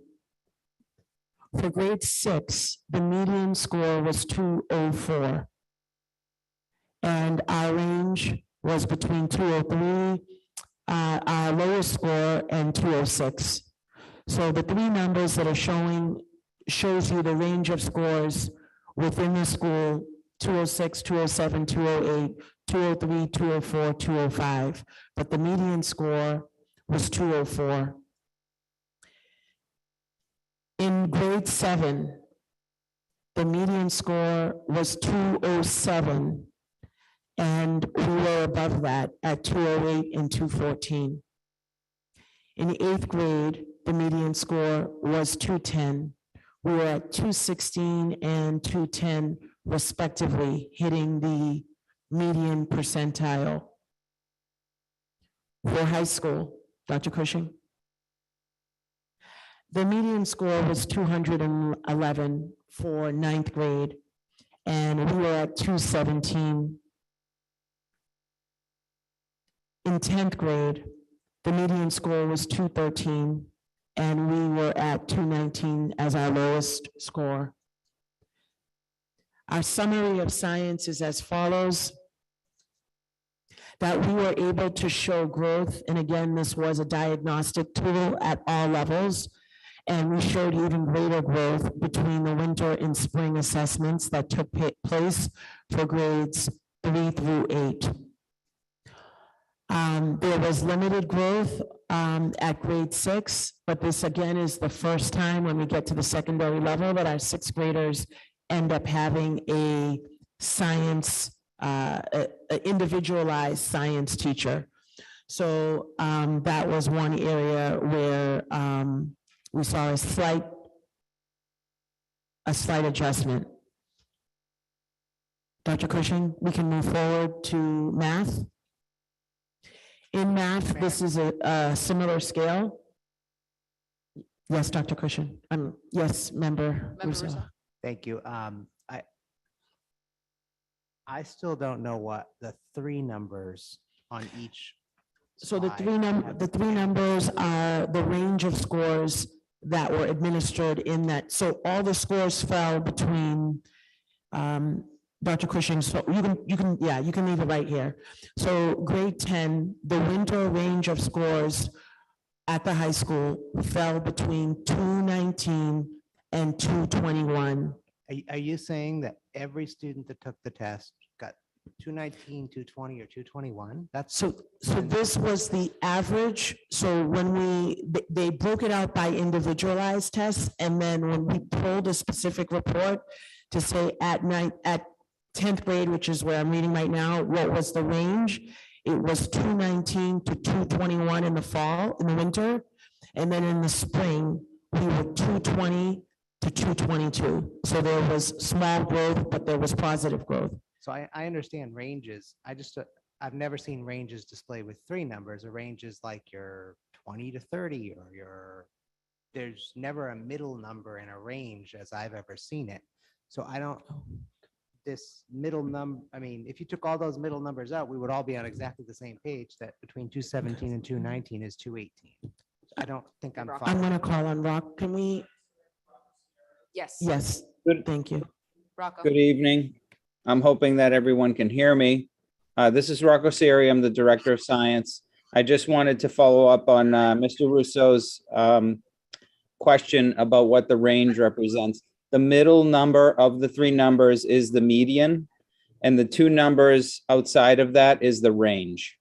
I think that will clarify it for him and for the audience. So the middle number is the median, and the two numbers on the outside is the range. Not all scores fall within that, but that's the range. It's a statistical range of the numbers. You'll notice they're about 1 to 2 points beyond that score. And the way I explain it to my own children who have taken the test is on a very good day, you may score at the upper range of that around that median. And on a day where it's a little difficult for you, you might score at the lower end of that. So those are the two pieces that perhaps explain why we have three numbers.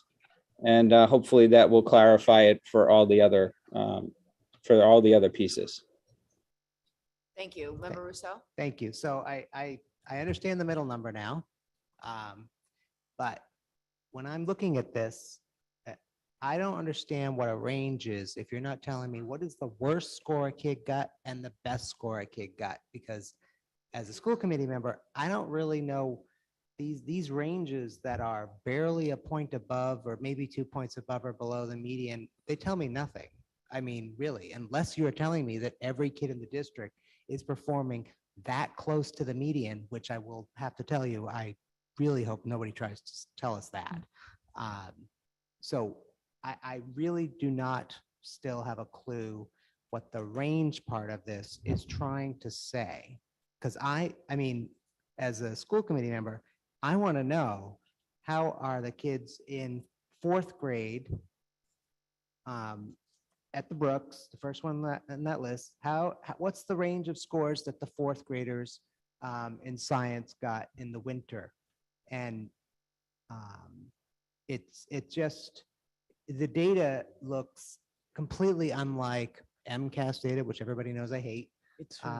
It looks different than any other data set we have, which shows that we have a very wide range of outcomes for kids at different schools. Yet, if you look at this,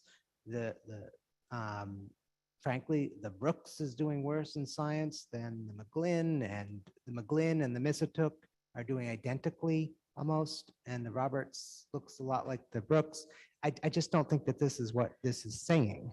It is saying it based on where the school is. This was the first time that the assessment was given. What you're seeing, this range of numbers showed us, when we were looking at the data, that the schools are performing similarly on this diagnostic assessment. So these numbers are not individual students. It was the entire grade level that, well, this is exactly how Mr. Cioli explained it, but when we pulled the report, it showed you this was, I was using the term range of scores, but the median number was in the middle, and we were exceeding the median score, which is why we included the table in almost every, there were a few areas that were outliers, but it wasn't even an outlier by significantly. It might have been a difference of 1 point, and and again, this is showing growth. But by the time the second or third administration of the assessment was given, students showed significant growth at some particular grade levels. Science, the assessment was only given twice. It was given in the winter and in the spring. But for ELA and math, those assessments were given 3 times, and you could see the growth. And there were a few areas that there was not as much growth, but we also realized that this year there was a pandemic. This year was the first time that the students were being introduced to this new assessment system. So we also took that into consideration. We also took into consideration that we had some significant attendance issues. So we had to do makeup tests, and we also had some people that might have taken the assessment the first time and not really put their best foot forward. They just were like, I want to just hurry up and get it done. So despite that, for me, looking at this data and looking at what the median scores were, as a district, we were aligned that the majority of the district was performing at or above the norm referenced median score, which, some were 50th percentile, some were, 70th percentile when you average the entire grade level. Thank you. So I guess the median, I think everybody can understand that. Are these the error bars if this was a graph? Like the 200, this is the error bars if it was in a graphical form. I've never seen these displayed as numbers. I've only ever seen them actually displayed as a graph, where you have the line and then you have a box where there's above and below, and you can get a sense of how much you can trust the actual number. So these other numbers outside of the median are telling you essentially how trustworthy that median is. Exactly. So the median numbers were even higher. So the numbers that I was actually saying were the lower end. So for example, since we were still on science, I was gonna, if I look at 10th grade in science, 213 was the recommended median score, and we had 219, 220 was the actual median, and 221. So we were higher. We performed better than we performed above the 50th percentile. So the 219, if you looked at 10th grade, the 219th was one increment lower than the 220. So we were closer to the 69th percentile at 9th grade, which is very good. It's something that you should, I was pleased when I saw this data because I actually had no idea where we were going to perform, with last year being a remote year, trying to get back to some sense of normalcy. This is the first time that it took place. We had almost complete data set. We have middle school finishing the literacy this week. And being able to look at it as this is a first step, this is our baseline, this is diagnostic, and then we can use this to continue to inform instruction and next steps. Director Sierra has an Yes, additional. Director Siri. It's just a point of clarification on Mr. Russo's point. You are correct. These are plus minus error bars around the median, which is sort of like give you the reliability of the median score. And that's accurate. We didn't put the plus minus in, and so that does lead to a little bit of confusion when you're looking at the data. And that'll apply to all of the tables you will see from this point on. Thank you, Madam Superintendent. Thank you. I was going to have us move on to math. Can I just ask a question about science before we Yes. move Yes. past science, if that's Member okay? Graham. On this summary, you mentioned that at grade 9, the exam is representing all science domains. However, we don't teach that way in high school, so we wouldn't expect this to represent or demonstrate growth. I think my question is, if we know that, why are we going to test at 9th grade?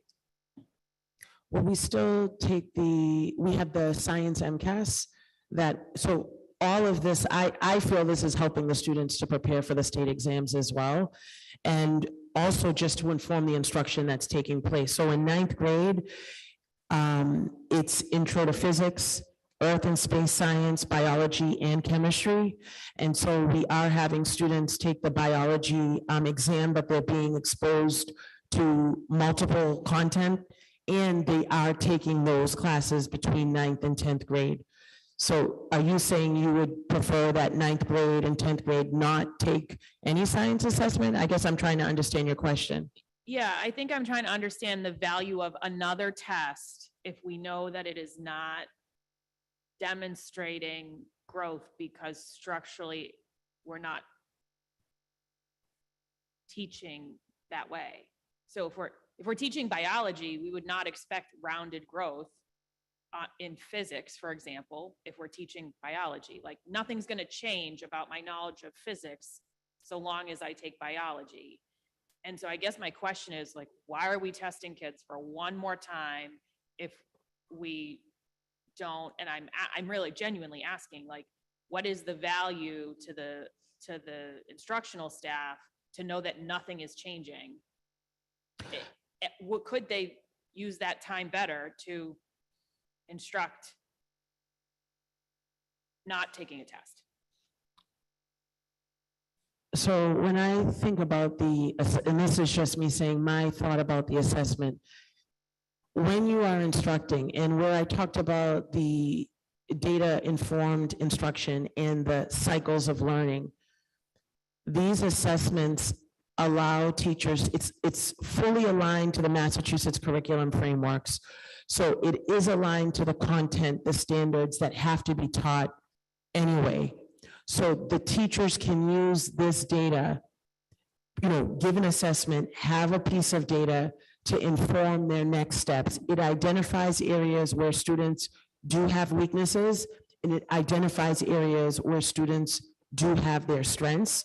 So I feel like in the absence of not having an informal assessment system, when we used to give the MCAS, well, we still give the MCAS, it's a requirement of the state, you never got the results until the following October. So those students were never in front of you to be able to go back and make adjustments to your instruction and learning. So, I mean, even at the science level, although they're not able to measure growth the same way, and the MCAS is only given in science in 5th grade, 8th grade, and at the high school level once, 9th or 10th grade. I think now we're doing it in 9th grade. This tool can still be used to reinforce the content, show the content, and give the an additional measure of what do the students know, what have they acquired, and what haven't they acquired. And again, are they above the 50th percentile on this norm reference test, or do they need additional support? We didn't have that data before. Oh, and I see. Mr. Sierra. Mr. Siri, if you want to. Yes. Also. I agree with Dr. Vincent on this. I believe that the exam does provide the educators with information. And although we may not be able to use growth in the same way with the NWEA map because it gives you the domains, the 4 domains, having information about biology or life sciences as it's reported out on the NWEA map is valuable to the educators, as is the information on chemistry in the following year. It does give you a starting point. There are other types of reports that the classroom teacher can access that allows them to see the student readiness for particular types of standards that fall under the biology standards at grade 9, and then under the chemistry standards at grade 10. So while they do not, they don't make a test exclusively for biology and chemistry, we believe that the information that we can glean from the exam is valuable enough that we can use it in classroom instruction, which is the first place of thinking about what we would get. There's also sort of like the broad understanding of the sciences that is covered with the test, which I also think is valuable, and is tested on other things at the high school level. They may see questions on other types of standardized tests that students might be taking at some point. And it gives parents, families, caregivers some view about what might be going on for the students at that level. I don't know if it directly answers the question, but I'm hoping that that information for the educators is useful and that the testing itself can still be useful. Thank you. Mayor, just one more little thing. Sorry. Member Russo? Thank you. I know that we're going to get these reports again in the future. Mhm. And I'm very happy about that. I would just ask that the perspective of what the school committee might want to know be front and center to what the presentation looks like, because I love error bars. I really actually do, because I think they're really important for big data sets and really understanding trends. But I don't think that, I mean, I'm not going to speak for all of us, but I have a hunch none of us ever want to see error bars around this data again. I mean, I looked through this after we got it. I read it top to bottom more than once because I was like, how can I be so dumb to have no idea what this means? Which wasn't a great feeling since I think I'm pretty good at math. And the story you're telling, you're talking about the medians over and over, and that's the story. And so while I get that NWEA is all about those three numbers, we're not theoreticians and statisticians. And I think if it's possible to cut it out, it'll make it much easier and simpler to get through. Now, if they have a button you click to create the presentation for us, I understand that might be hard, but that's just my thoughts on getting this in the future, because I can guarantee a year from now, you will have to explain that all over again for all of us. So, Thank you, Member Russo. thank you. On to page 17. Okay, yes, let's move or forward 16, to 17. math. Dr. Cushing?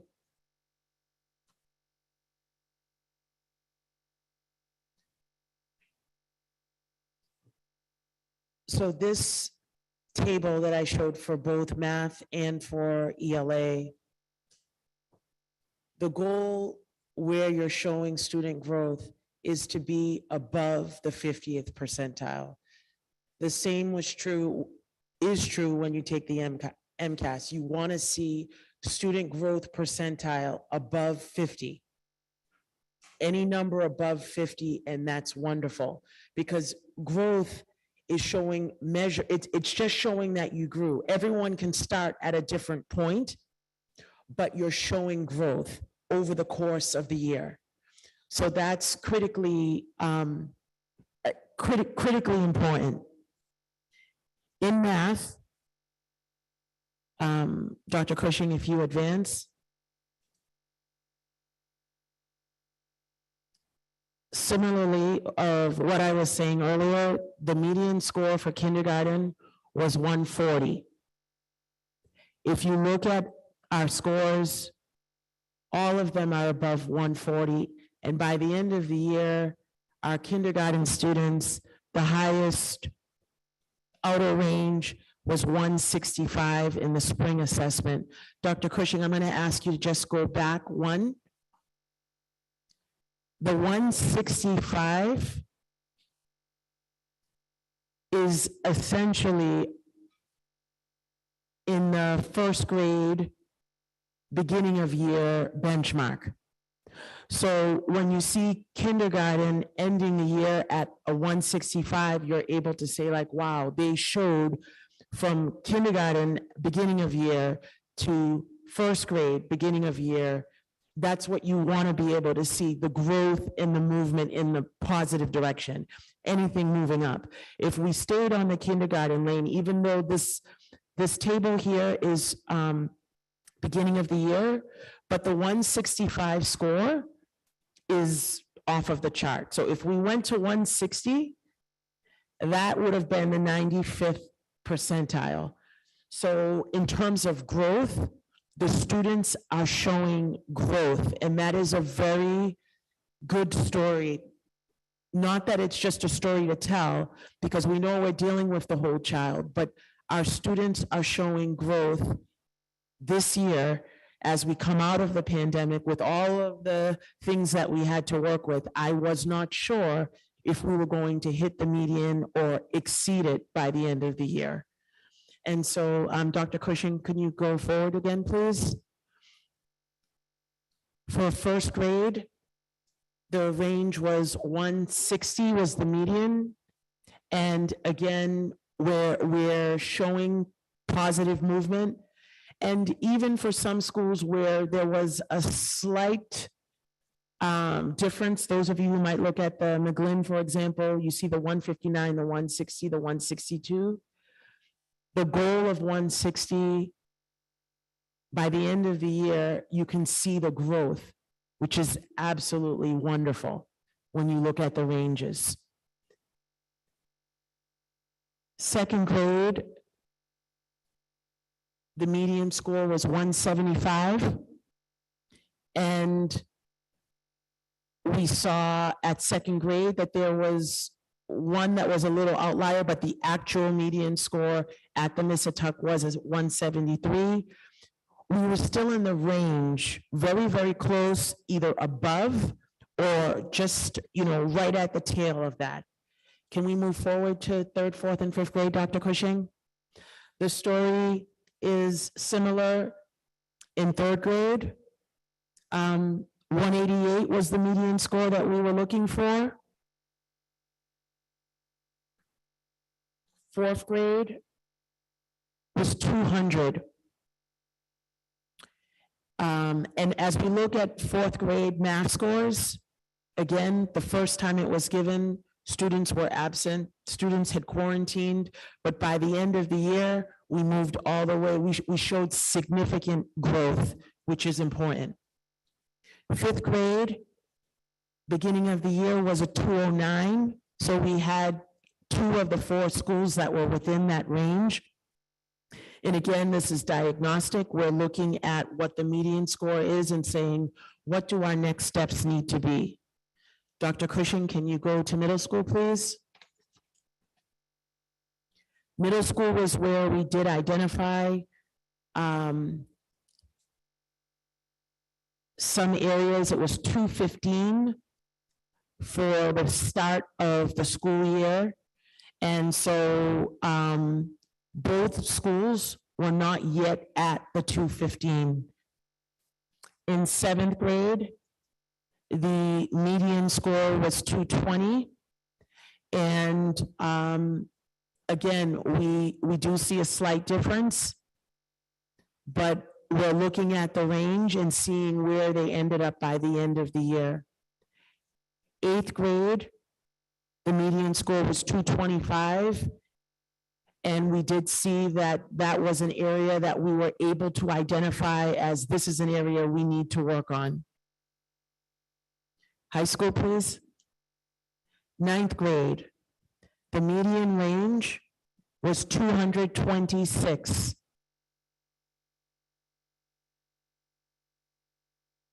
And for 10th grade, it was 229. So we were right at the cusp, 230 in high school. Next slide, Dr. Cushing, thank you. The math summary. The NWEA map test was given 3 times this year. Fall results were higher than the reported median scores, and we identified the few schools that were slightly lower than the median score. We also were able to show growth by all schools between the fall and the winter testing periods. So again, I feel like the essential message is that this was a good story in terms of first time being given this assessment, first time having the professional development, and really being able to do this deeper analysis, data analysis with an in-house tool. Dr. Cushing, can you go forward to ELA, please? Similar format where I'm showing you the median scores. And so at the elementary level, 137, kindergartens were, the majority of them were above, and then McGlynn School was exactly at 137 during the first administration. But by the time they took the assessment in the spring, we saw significant growth in movement. 159 was the outer range of kindergarten. Again, it was off the chart. Even though this was a fall assessment, but saying we saw significant movement in growth. First grade, it was 156. We had 2 schools that were slightly lower in first grade. The others were above that number of 156. In second grade, we had 172. And we had 1 school that was, their range was a little bit lower, but again, the median was exactly 172. Moving to third grade, the median score was 187. And all of our school, we had 1 school that slightly missed the mark.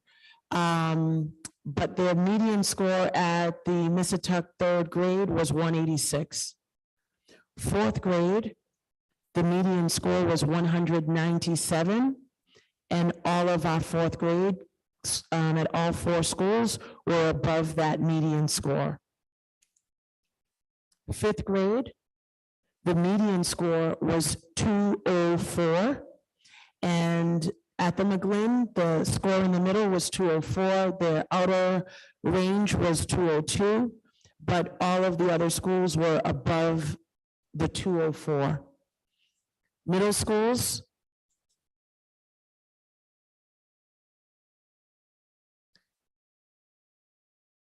At the middle school levels, grade 6, the median score was 210, and both schools were above that. However, between the fall and the winter, we did see almost some like static movement. In 7th grade, the median score was 214. And respectively, we had 222 and 217, which were significantly above the 214. In 8th grade, the median score was 218. And again, we had a range, 1 school slightly behind. At the high school, the median score, thank you. At the high school, the median score was 219. And we were significantly above that at the high school level. Grade 9 and grade 10 was 221, and we were above that as well. And so the summary on our ELA for the fall to winter results, again, K-2, we saw growth at all schools. Grade 3, we showed growth at all schools from fall to winter with the exception of 1. Grades 4 and 5, we showed growth at all schools with the exception of 1, which remained static. Elementary winter to spring results, we showed growth at grades K-3 compared to winter results, winter to spring. In grade 4, remained fairly static. Grade 5, we showed a slight decrease. In grades 6 through 12, we showed decreases in growth from the fall to the winter. And again, at 1 school, it remained static. At the high school, we showed increases compared from winter to spring. And the spring results for the middle school will be available in mid-June. And we are anticipating to see growth levels at those 2 schools. So we will update this slide deck once that data is available.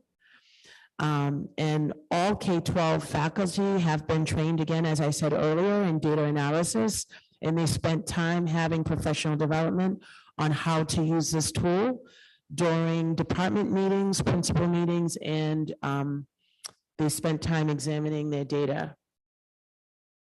And as this data examination happens, it prompts a shift in instruction, which is part of the data cycle.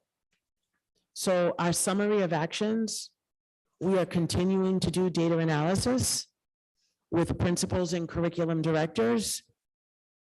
And through the use of NWEA and the data that is available, These are based on the individual student RIT scores.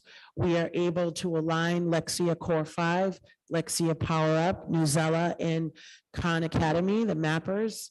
So these are supplemental resources that we have as a district that speak to the NWEA map assessment, so there can be individualized targeted support work there. Also, the use of data on based on analysis, it is promoting adjustments in instruction at all discipline levels. Dr. Cushing, thank you. So if necessary, we can make adjustments to our WIN block, our response to interventions. If tier 2 support is needed, we can provide that support based on data. We also can provide enrichment opportunities for students that show that they are hitting those benchmarks and doing very well. And then there are shifts in instructional resources if necessary, based on the information that is revealed from the data. Lastly, I just want to share the next steps. That we have the after action review where we are, teachers have been meeting, and whether it's grade level teams and department teams, providing feedback on the testing and testing protocols. We have realized that we're going to be modifying the district assessment calendar, and teachers will have access to baseline data at the start of the school year, which will help them to be able to measure and assess potential summertime learning loss when we begin the process again at the start of the school year. Thank you. Thank you, Dr. Edward Vincent. Are there any further questions? Member Rousseau, Member Hayes, Member Graham? Thank you.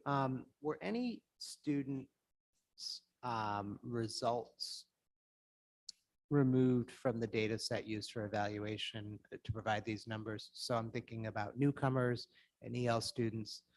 My understanding is the exams were only available in English.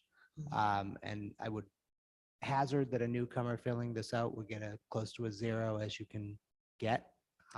So newcomers are not taking this assessment yet. Neither are any of our students with disabilities that qualify for the MCAS alt. So those students do not have to participate in NWEA map testing. We've also had some families speak to administrators to say that they don't want to participate in the assessment. And again, it is a diagnostic tool, so it does serve a purpose. There's a lot of information where once you identify the area that a student needs help, it's targeted, it's pinpointed, and you can make those necessary adjustments. So I am hoping that we are really able to continue to use this as a diagnostic tool so we can see where we are and say, this is where we need to move. This NWEA can be used as like our blueprint, our roadmap to help inform instruction. It's not taking over what the teachers are doing, but it's just another piece of data that can help to inform instruction and say, okay, this is where I need to double down. This is where the students are really strong and solid. We can move on to the next concept. Thank you. So for the EL students, they did take it and they're included in the data set? For EL students, yes. Newcomers, no. That's good that we didn't put the newcomers down in front of a computer where it was all in English. But how many instructional, I don't know if I don't know, like at the different levels, I'm sure this is very different, but in an elementary classroom, is it a whole day of it? How many instructional days per, let's just do elementary because it's frankly easier to do the mental gymnastics around. How many days in the school year did a elementary teacher spend doing just NWEA? I think it might have been, I wouldn't say, it might be like 2 days.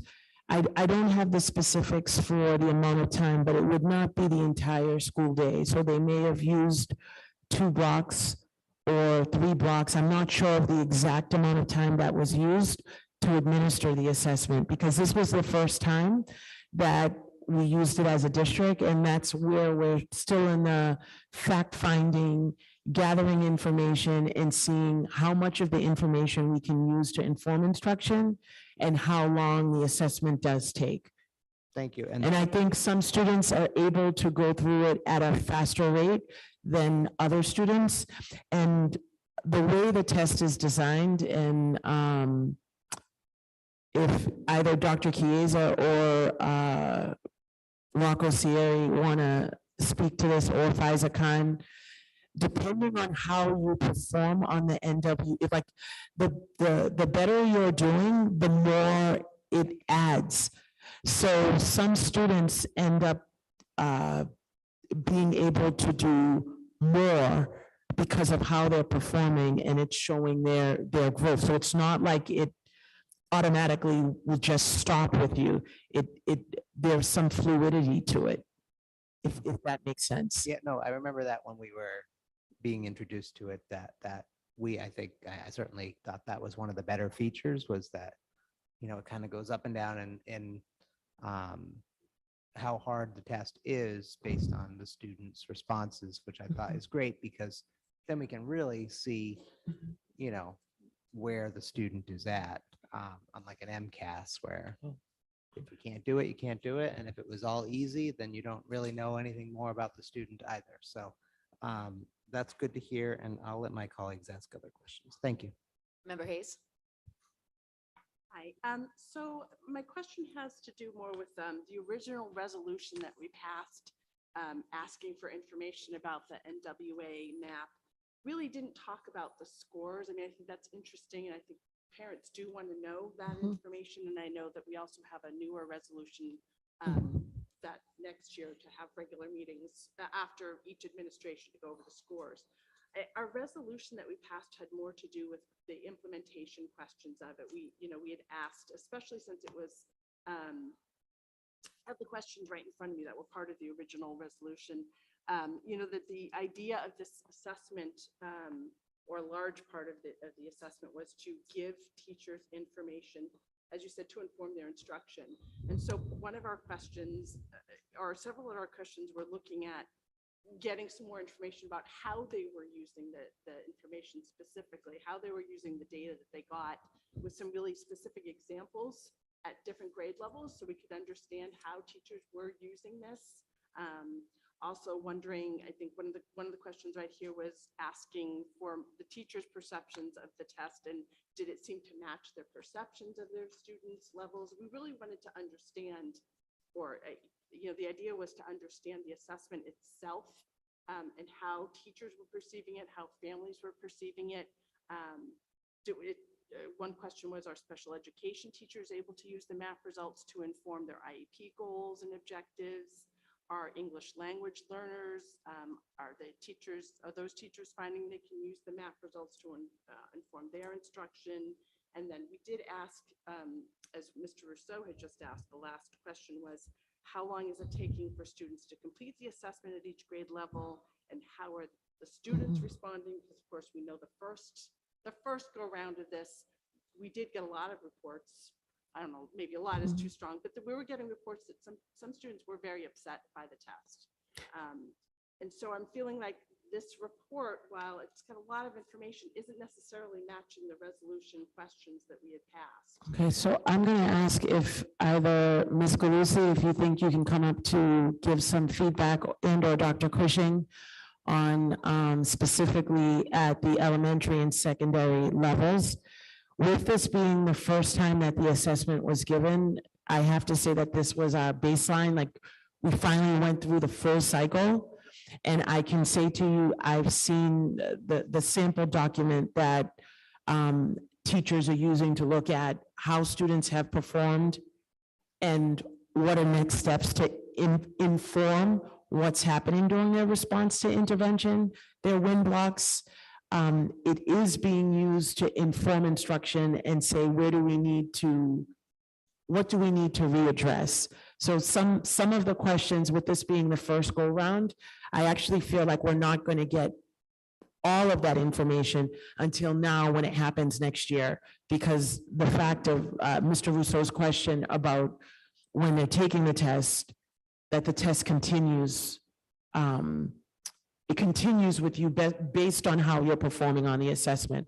But I would love for them to help respond to some of those questions. Sure. Good evening. So in speaking with Dr. Keyes, I will say some of the feedback and you can speak to this too, at the secondary level was that the tests were taking about, MAP feels that each test should take about an hour, but because of the adaptability, there is variation in how long it takes individual students. So some students, it may take a lot longer as the questions increase in difficulty and challenge to get to their proximal, level there. At the elementary level, it also varied. So one of the things that we're learning as we're going through this first implementation year is that we kind of left, at least I'll speak for elementary, I left the assessment in terms of the teachers, in terms of how they wanted to give it, when they wanted to give it. They knew they had 2 to 3 topics of assessments to give students. And so some teachers gave them during, let's say, their prescribed or scheduled ELA block, math block. Those, from the feedback that I'm getting, those took longer than the teachers that said, we're going to take this morning and get it done in one shot. Because I think by the time you set up students for an online test, go through the directions, the block, you don't have much time. So I think it's really hard to stand here and give a concrete answer in terms of how long it took, because it varied depending on how the teacher decided to administer the tests. So that's something that we're going to be in conversation to talk about the next best steps in terms of administering it moving forward. I will say that at the middle school level in particular, we were noticing in the first assessment administration that students were taking an extensive amount of time. We also allowed a little bit of flexibility as to when teachers gave it. And we noticed that lo and behold, there were a few that when we went to close the window, actually hadn't given it. So we had to go have some conversations. I would say our staff did phenomenal, worked really well on it. But there were just a few conversations. Then the principals, the middle school and the high school then worked to have more of a strict testing schedule, just to really take some of the variability out and to make sure that the staff, this is the time you're giving it. And then it also made makeups much easier to be given. And I know the principals at the 2 middle schools really worked to diligently make sure that all students were done. I do think, though, that how the data and how we're using this is best to be answered by our 3 content directors that I know are also on the call, Dr. Chiesa, Faiza Khan, and Rocco Sierri. Yep. And I see Dr. Chiesa's hand up, but I think that they're the ones who are really working directly with teachers to make sure that this significant investment of district resources is put to the maximum use to really enhance an educator's effectiveness with students and to support their efforts, as well as to support the maximum outcome for our students. Thank you. Dr. Chiesa?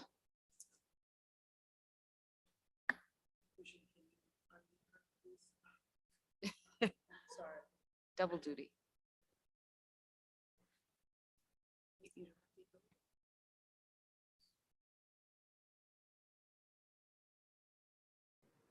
Oh, here we go. Hi, can you hear me okay? I couldn't unmute, sorry. Are you able to hear me? Yes, we can hear you now. Wonderful, thank you. Just to follow up on what Dr. Cushing and Ms. Galusi said, it definitely, we are adjusting the schedule in terms of looking at the length of time that it takes students to test, but I feel like they've both spoken beautifully to that. In terms of looking at the data, I have to say that my humanities staff has done a wonderful job taking the time to look at the data in department meetings and other meetings as well. And one of the things for English or for the reading assessment that we do see is the class report, which is something that we can look at as a department. allows us to break down more of the different components of ELA. So it's going to give us information on how the students are doing with informational texts, key ideas and details. It's going to give us data on literary texts. There's 5 different sections, 5 different categories. From that, we can kind of drill down class by class to see where some of the greater deficits lie, where the strengths lie. The middle school was able to do this in a very diligent way. And also we were able to team up with the social studies and ELA teachers as well, so that if we saw a deficit in, let's say, informational text, key ideas, the social studies teacher and the ELA teacher began to come up with different strategies and also look at different resources of how we can work with those students on those areas. So I don't know if that answers all the questions, but that's an example of some of the work that has been done. Thank you, Dr. Chiesa. I guess if I can say, I think big picture, the purpose of this resolution was really to understand better, is the investment in time and really, I guess, time for the students, time for the teachers, is it giving us the bang for the buck that we want? Since the goal was to give teachers a better tool, a better assessment for informing their instruction, because MCAS has long been obsolete for that purpose. We wanted to know, is the amount of money and time that's being spent on this, is it worth it? Absolutely. Well, but I'm not feeling like the information I got in this particular presentation gives me enough detail to know that for sure. Okay. And it's not that I don't trust you, but we tried very hard in this resolution to be very specific about the questions you were asking, so you would know what information we were looking for.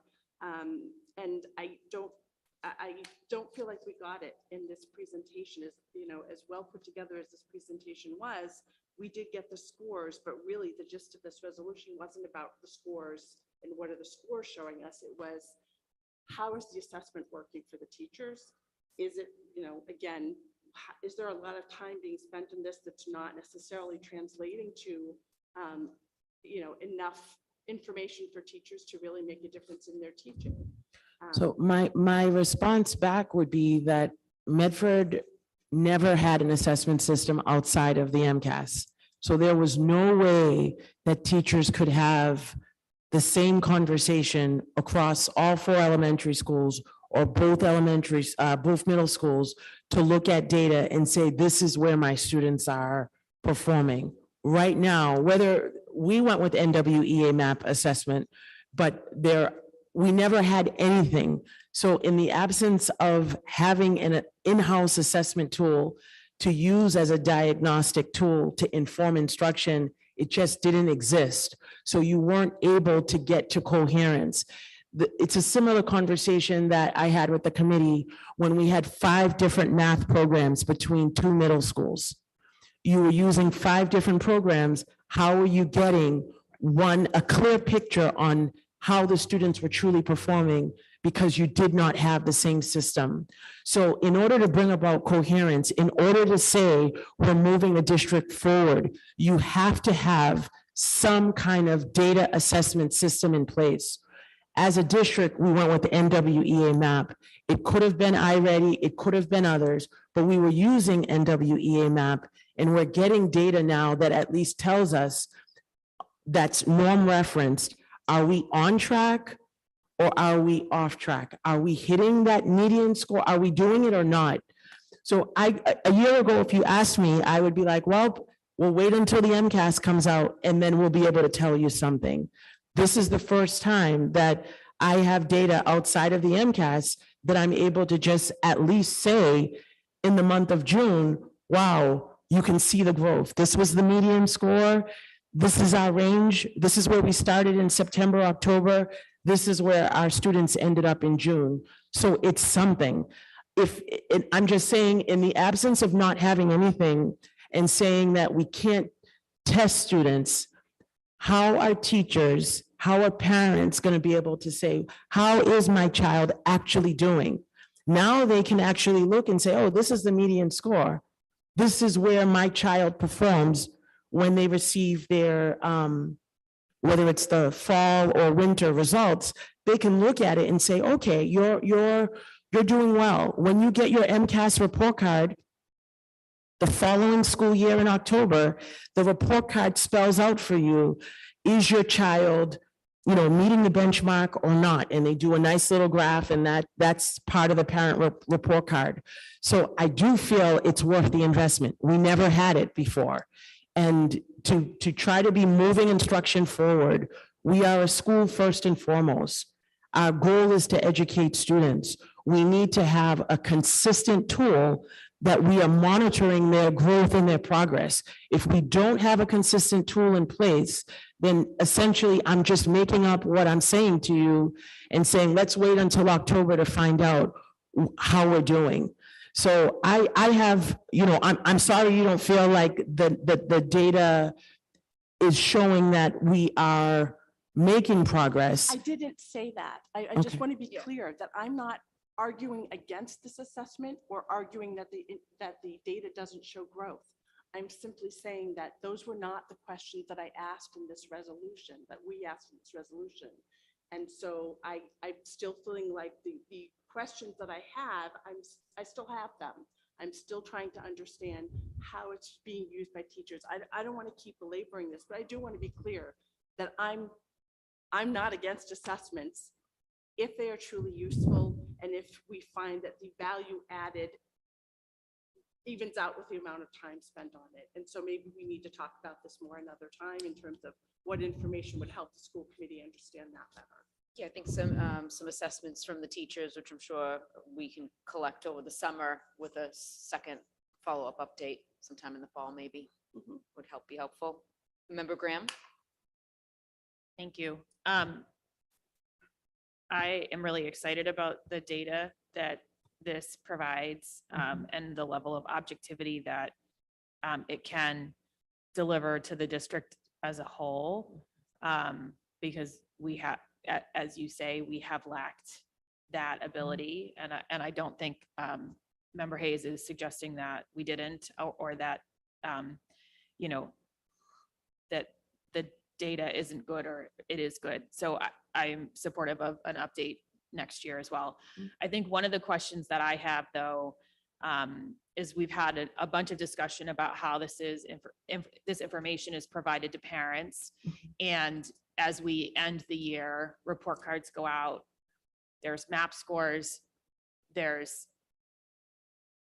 standards in the report cards that we're evaluating kids against. And what happens when those two things are in conflict? So because at the end of the year, there's very little opportunity for parents to call the teacher and say, hey, what's going on here? This says everything's great. This score says everything's not great. Like, what happens when there are those discrepancies as we end the year essentially? And how's that information reflected to parents? I mean, I can speak to that a little for elementary, but I do want to just say that this is something that we're building. And I don't think that this is something that can happen overnight. And especially rolling out this implementation during this still pandemic year, it was tricky. Like, our assessment schedule was thrown off completely come January, when even the state moved the MCAS schedule, the access testing schedule, which then had to alter our MAPS testing schedule, which it's not ideal to be doing all of this in the month of June. So I think we still are it's gonna be a process to work out the best way to implement this and to work with the data. So Dr. Chiesa spoke about how the curriculum directors are working with this data at the secondary level, and at the elementary level, the work that's in progress is using the CPT times, where principals work with grade level teams. And that's something that will be fully implemented next year. This year, there have been conversations with principals and grade level teams around the beginning phases of looking at this data. So there is so much data that's available for teachers to use on this platform that it's a little daunting and very overwhelming, for everyone to kind of navigate to decide which report is best to use. There are ones that will align, as you're speaking, reports that align the standards to how the students' scores are. There are also quadrant reports that will show the teachers, if they take their entire class, where the growth is in terms of students that are achieving high growth, high achievement, and then the students that may be showing growth, but their achievement is still below grade level. So there's multiple ways to use the data. And that's part of the conversations that are happening around common planning time. And so that way, if we're able to look across a grade level at where the students are achieving and where they need a little bit more support, then teachers are able to add those supports in. Now, some of them are tier 2, but a lot of them are tier 1 during that win block time as well. I don't know if I was. And I think the other question that I had was really just around like, what can parents expect in the envelope on the last day of school? And what happens when there's discrepancy? Like, there's just not opportunity at that point for parents to talk through those discrepancies because everyone has headed off for summer. So I have to assume there are kids where like there is discrepancy. They test well, they test badly versus like what the classroom teacher sees. How does that reconcile, or does Sure. it yet? I still want to be very clear, though, that this is one measurement tool. Understood. In order to show student achievement, one. And it is an online assessment. So for some students, that might be a struggle in itself. And one of the things that I just thought of is we were talking about the testing and why it might take some students long. Because it is pushing the students and it is adapting to their ability. Unlike the MCAS, students don't have the ability to skip. If they're stuck on a question, they don't have the ability to skip to the next question. So some students, if they're perfectionists at all, are going to get stuck on that one question, which will also increase the time. And so part of that is also teaching students how to tackle some of these things as they come along. So yes, there may be discrepancies when they get that family report at the end of the year. I always encourage the conversation, but I don't feel that necessarily, so two things. One, part of this is with the testing coming out this late. It does hinder the conversations, which is something that we're going to adjust moving forward. But it doesn't mean that just because it's the last day of school, conversations necessarily have to end. If there are parents that have concerns, they can reach out to the principal. Many teachers are still accessible via email. They can reach out to me as well. But we're going to be able to start the year with this data right here to inform our decisions and our instruction from the very beginning of the year. And again, I know I just said it, but I just have to stress that it's one form of data that we use to measure student achievement. I also just Thank you. wanted to say, to piggyback on Suzanne's comments, because this data rolls over, it's really going to put the teacher's going to have a clear map of like, what are your strengths? What are the areas? And then we're going to have the new baseline data. So the first time this assessment is given in the fall, they'll be able to look at June results, September, late September results, whenever we figure out when it's going to, and like cross map them. So students are actually going to be receiving more targeted support earlier on because we have a reliable norm referenced assessment that's going to be able to help us. And so that's why I was saying that this tool, it not only that we're using it, but many other districts are using it as well. So even if students transfer into Medford, if that data is available, we will have access to it. And I just feel like it's going to better position us.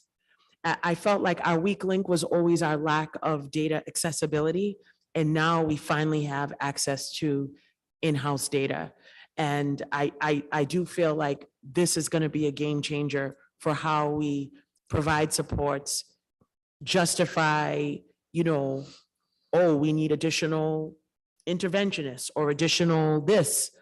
This is what our data is saying. This is how many students are impacted by it, and truly make data-informed decisions to improve the entire district. Yeah, I'm excited for all of those possibilities. And I know that implementing something as significant as this takes time and years. And you're literally swimming in data right now. So I thank you for all the work that you're doing. Thank you to the teachers who are taking this on in like a really challenging year. The last thing I will say though, is I do want the administration to be thinking about, is there something that we can take away so that we just aren't testing. And I know you all have done some of that work, but I think it bears repeating that we need to continue to do that work. If this is going to be our tool, I love it. It can do, if it can do everything we need it to do, that's even better.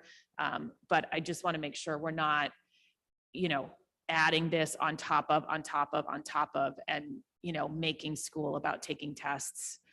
Because I think there's a lot, the teachers have so much more to give than being test administrators. Graham, just from the secondary perspective, much of what Ms. Galusi said holds true for secondary, but also wanted to let any parents on the call know that they can reach out to the school principals and assistant principals over the summer. Also the fall, once that test is administered in September, we're hoping to really shift the schedule so that we give an assessment in the first 2 weeks of September, one prior to the Christmas break, and then we're still trying to identify and thread the needle as to where it goes in the second half of the year so that it's actionable for MCAS as well as other supports to try to get students where they need to be prior to the end of the year so that they're on grade level moving forward.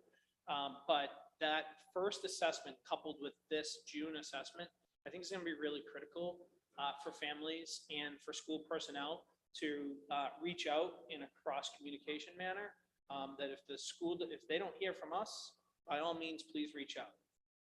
And we can set up meetings, we can work with families to help understand the data and to really look at how we can best support their children. Great, And thank the you. middle school has common planning time as well. And the team model is really an exceptionally effective way to support students who are locked into that middle school team with so many of our great middle school teachers. Thank you. Thank you very much. Just one more question. Member Rousseau, and then we'll move on to number 6. That'd be great. Thank you. Have we considered whether or not we can scrap kindergarten entirely? I mean, I don't know, not kindergarten as in offering kindergarten. I mean, testing in kindergarten. I mean, I don't know how many more professional medical associations have to point out that kids shouldn't be sitting in front of a computer at all in kindergarten.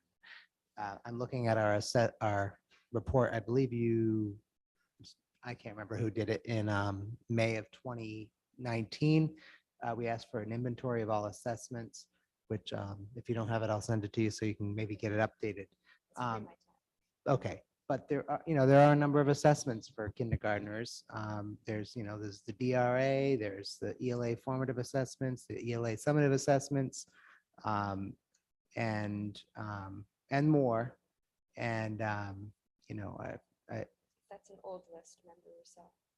it's from 2019. I mean, it was probably the first and only list for all time before that. So good. So if you could get us an updated assessment list, that would be fabulous, because to Member Graham's point, like what can we scratch off this list if for no other reason to give teachers more time to actually do instruction, which is allegedly why they do their jobs. I will say, as a parent of a kindergartner who just finished NWEA map, I am eagerly awaiting that report. And while it is just one assessment, I agree with Ms. Galusi on that 100%. I am eagerly looking for that correlation to her report card as a parent. So I don't want to speak for any other parents, but as a kindergarten father, I'm eagerly awaiting that cross to see. But nobody in this room is young enough to have gone through kindergarten like we put kids through kindergarten now. And it's a terrible shame. And I don't really want to be a participant in making kindergarten even more of college prep, which is what it is. So I just, want to make it clear that when I talk about getting rid of assessments, it's not because I don't think the teachers need to know where their kids are. But,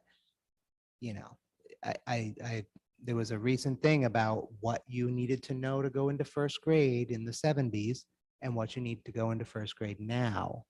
And one looks like a college application and the other looks like you're just going to go out and play in the sand. We all turned out okay.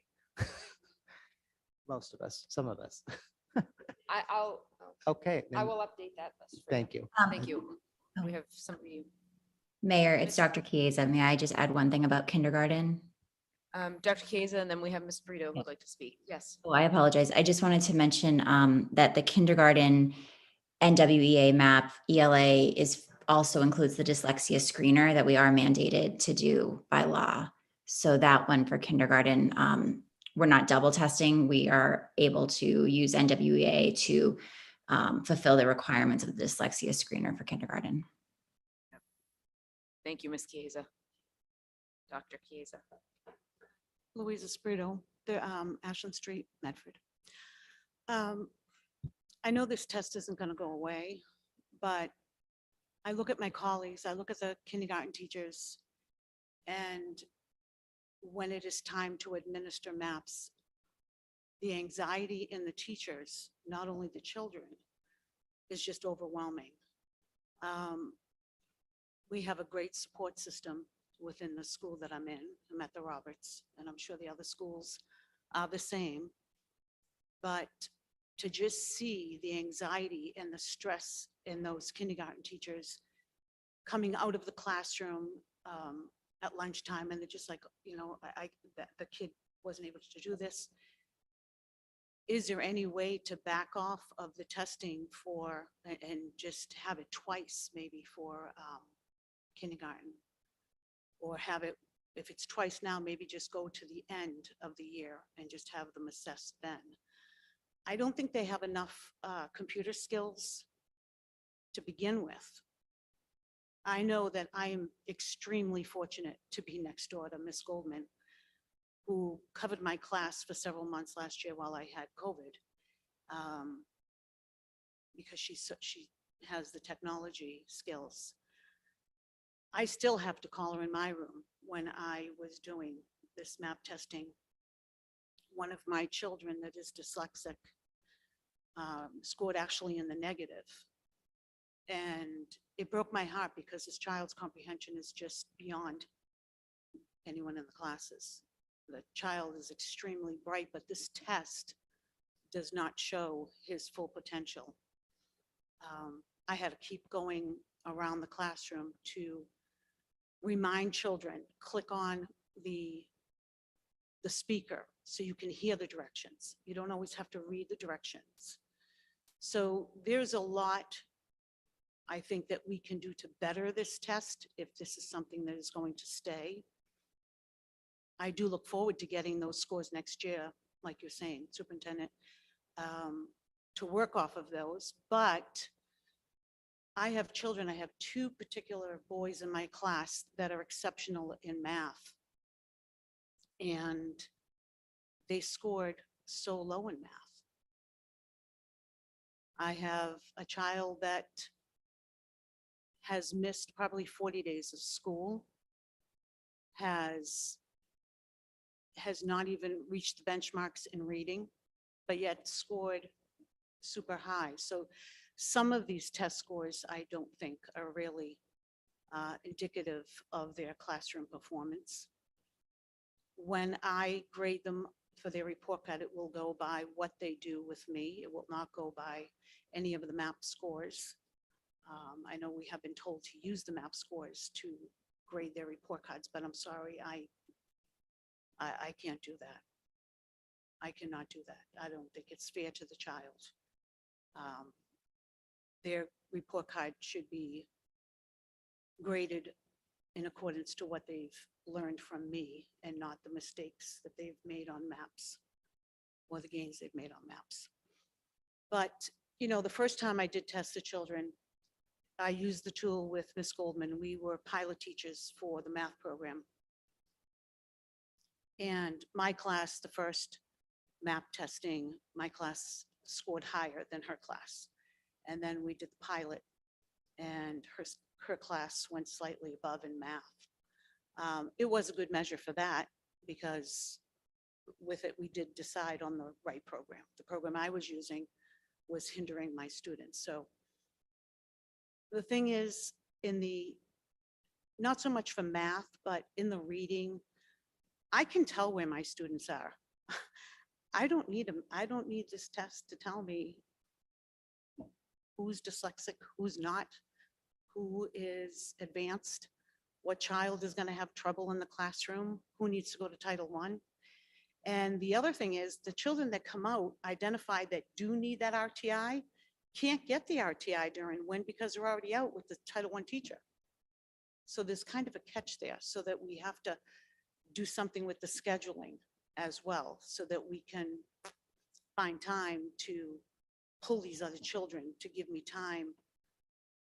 So I was kind of doing WIN this year from 8:30 to 9 o'clock, so I could get these children do that WIN before they would leave, because I'm like, I need to see those kids that go out of the classroom. Those are the ones that are the most vulnerable. I just hope you just take it into consideration. And, you know, sometimes you have to have maybe this for a couple of years and see how it works. And if there's no progress, then maybe we get rid of it then. But for now, I don't like administering it at all. The first time, it's awful. I could hear kids in the other first grades crying. My kids, I made like a game out of it. I just told, you know, how cool they are. And, you know, this is going to be fun and all that. This last time I had children doing division in first grade. They didn't know what is the squiggle thing? They had no idea what that was. What's quadrilateral? You could come in, Paul. I could have you take it. I'll pass, Don't thank embarrass you. us. Member Graham, thank you for coming okay, thank forward, you. and we appreciate your feedback. I don't know if Yeah, Member Graham might have a question for you, Ms. Brito. I just wanted to say thank you for, it's, 9:15 and you've been here since 5. So I live thanks like for legit 2 minutes away. thanks for and, sticking with us. There was, there were like bands playing in the house. But so I said, but I would say, some of your comments definitely like speak to the fact that this is a process that we're having to move through, and that, hopefully the superintendent and her team can think about ways to make the administration of this easier. And it'll get easier each time for sure, but are there other ways the district can provide support to make this easier? Is there more discussion that can happen as you guys sort of stop drowning in data and start swimming in it, right. to say like, what is the reconciliation of this data for particular kids where we're seeing something different in the classroom than the data is showing? And I think that's like, when you talk about that whole child, like that's where the magic can start to happen. So I am hopeful that, next year will be better than this year in all the ways.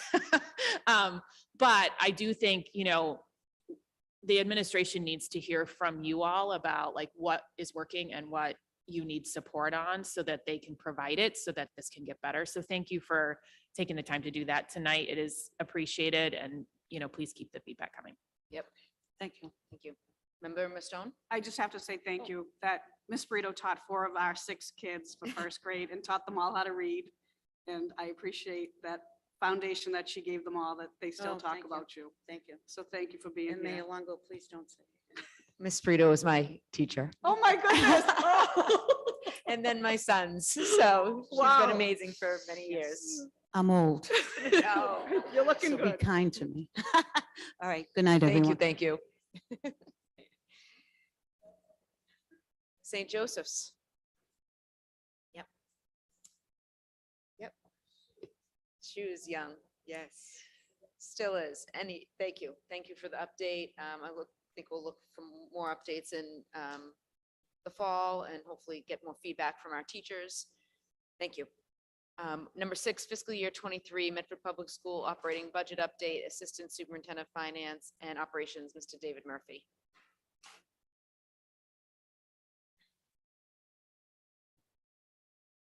Hello again. I'm gonna ask Dr. Cushing to put our deck from the budget hearing back up on the screen. We'll go through quickly as efficiently as we can.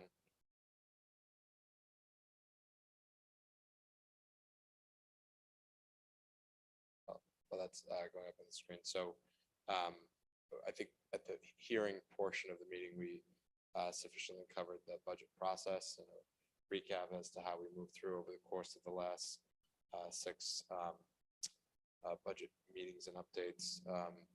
You'll recall the 2 sort of overarching points that I made. Thank you, Dr. Cushing, with respect to the role of the school committee in the budgeting process and the strategy behind the district's decision to issue budget-related non-renewal notices in the coming days, given how tight the budget is anticipated to be in fiscal year 23. We could start rolling through if you don't mind. And then just a couple more.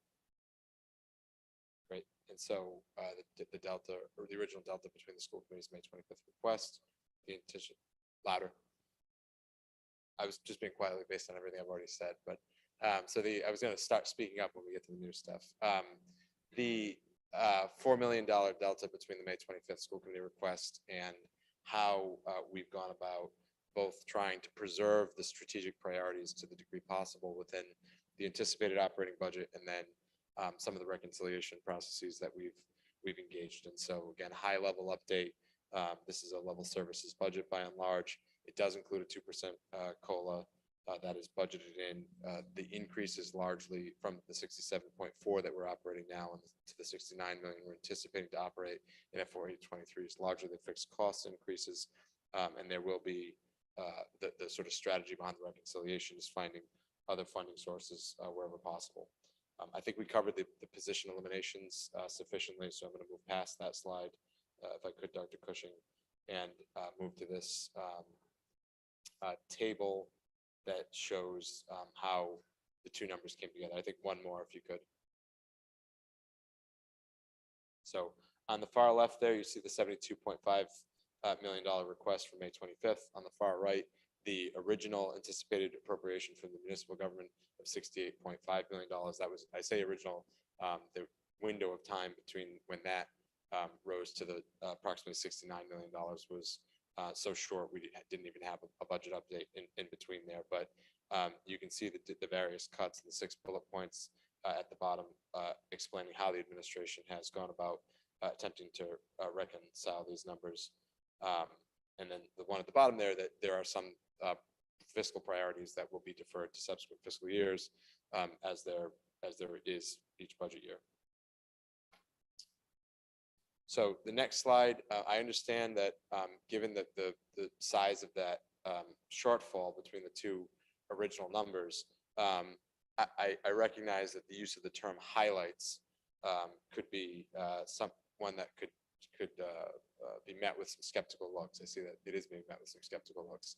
At the same time, one of the points that the committee made at the beginning of this process is that the development of the district's operating budget is an opportunity for us to, with a degree of transparency, really demonstrate to the community the inner workings of the district, what our goals are, and how we're attempting to pursue those. And so understanding the very qualified definition of the term highlights here, I will say that one priority, category A priority that was preserved and is incorporated into this FY23 budget based on other savings that we've been able to identify elsewhere with respect to grade strands that are not necessary due to grade strands unnecessary due to enrollment at a couple of schools. The additional 1.0 FTE of a special education teacher at the high school, that will be there. That will help us with our class ratios and making sure that we're providing a level of service to students that they are entitled to, and to try to create the best possible learning environment. We've moved the 2 math coaches for the time being into the ESSER budget to make sure that we can capitalize on that curriculum investment. That's true for some of the other supports provided to high need, most vulnerable populations. I mentioned earlier that one of the advantages, if we're going to call it that, is that this, to some degree, this budget will be a forcing mechanism for us to examine closely our fiscal priorities and what we are investing via short-term funding capacity and through ESSER grants, and what is we're investing through our operating budget. And then again, the COLA that we've preserved despite the significant challenges that we're facing. With respect to the concerns or challenges that are represented by this budget, first and foremost, we have the scrubbing process that we've undertaken, particularly in the last 2 weeks, have put us in a position in which we have very little room to maneuver over the course of the next 12 months, possibly beyond. And so understanding that while over the course of the year, there are different points in time in which we can make strategic or difficult decisions to try to capture the resources necessary to make investments that we know will work for students. In this case, a lot of those decisions have now been made in order to get to the budget number that is before you tonight. And so that is just a reality that we will have to be cognizant of as we move through fiscal year 23. Beyond that, there are always unanticipated expenses. And it's not to say that in $69 million, there's always a few dollars that can be identified through some strategic thinking to be responsive to those types of anticipated concerns. But if we have major unanticipated financial challenges, then there will be different conversations that we'll have to have in this forum and others. So that's a disclaimer that comes along with this budget proposal, that there may be various things that we have to revisit over the course of the year. Just a last point with regard to stability. There will be positions that are eliminated over the course of the next week that are necessary to provide some degree of flexibility. And again, as I mentioned earlier, the June 15th statutory deadline necessitates some of those personnel decisions being made this week as opposed to in a few weeks. We will be working continuously, immediately. We're already, frankly, working on the restoration of those positions, identifying other places in which we can identify savings that we don't have a statutory deadline attached to.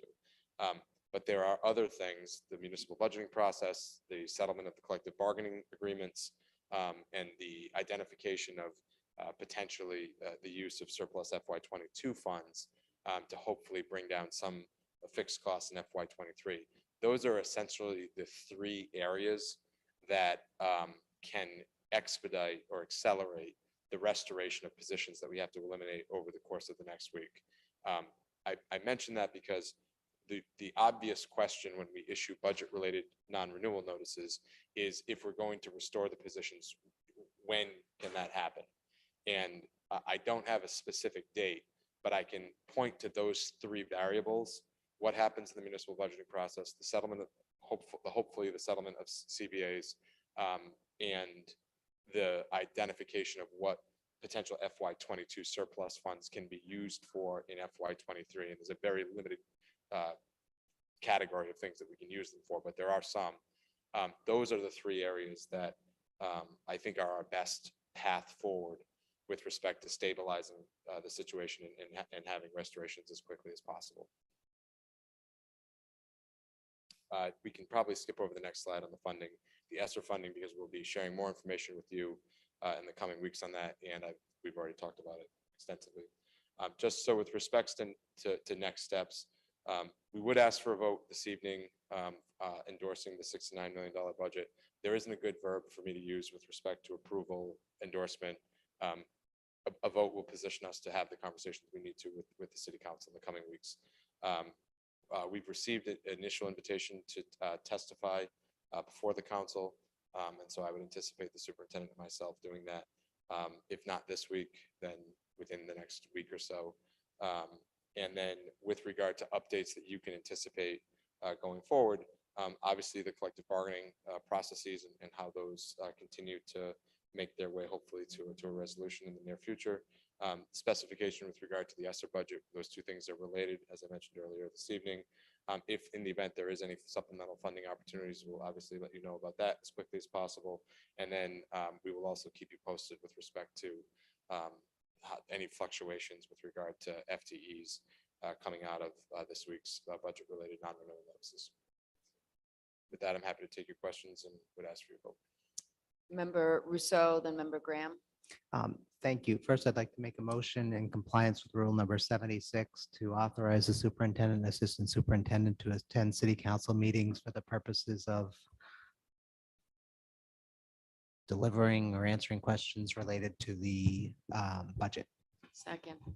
Motion for approval by member Rousseau, seconded by member McLaughlin. All those in favor? Aye. All those opposed, motion passes.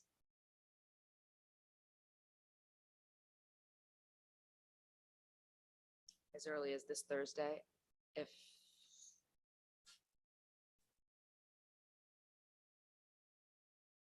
Member Graham. Thank you.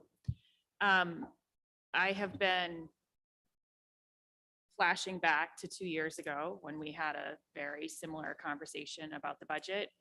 And at that time, we were not handling the process the way that we are now, where the two things of what are we requesting and what are we dealing with in reality were sort of mumbled together, and it made for a chaotic and confusing vote and lots of questions about what happens if we do or we don't approve. And, sort of led to a series of questions that frankly is still a little bit murky to me about what happens if the council does or doesn't approve. So there's a lot of complexity in the whole entire process. But the one thing that I feel good about is that we have sort of bifurcated those two processes today. So the community did hear from us, specifically what we outlined as our strategic needs. So that feels better than what we did 2 years ago. But to provide an approval to this still doesn't sit totally right with me. So I did some thinking about like, what would it look like to approve such a budget? And I've come up with something that I think, at least for me, makes me feel okay about saying yes to this number that's bad. So I'm going to read it, and hopefully somebody will like it enough to second it, and then we can talk about it. Be it resolved that the Medford School Committee approves the fiscal year 2023 budget presented tonight.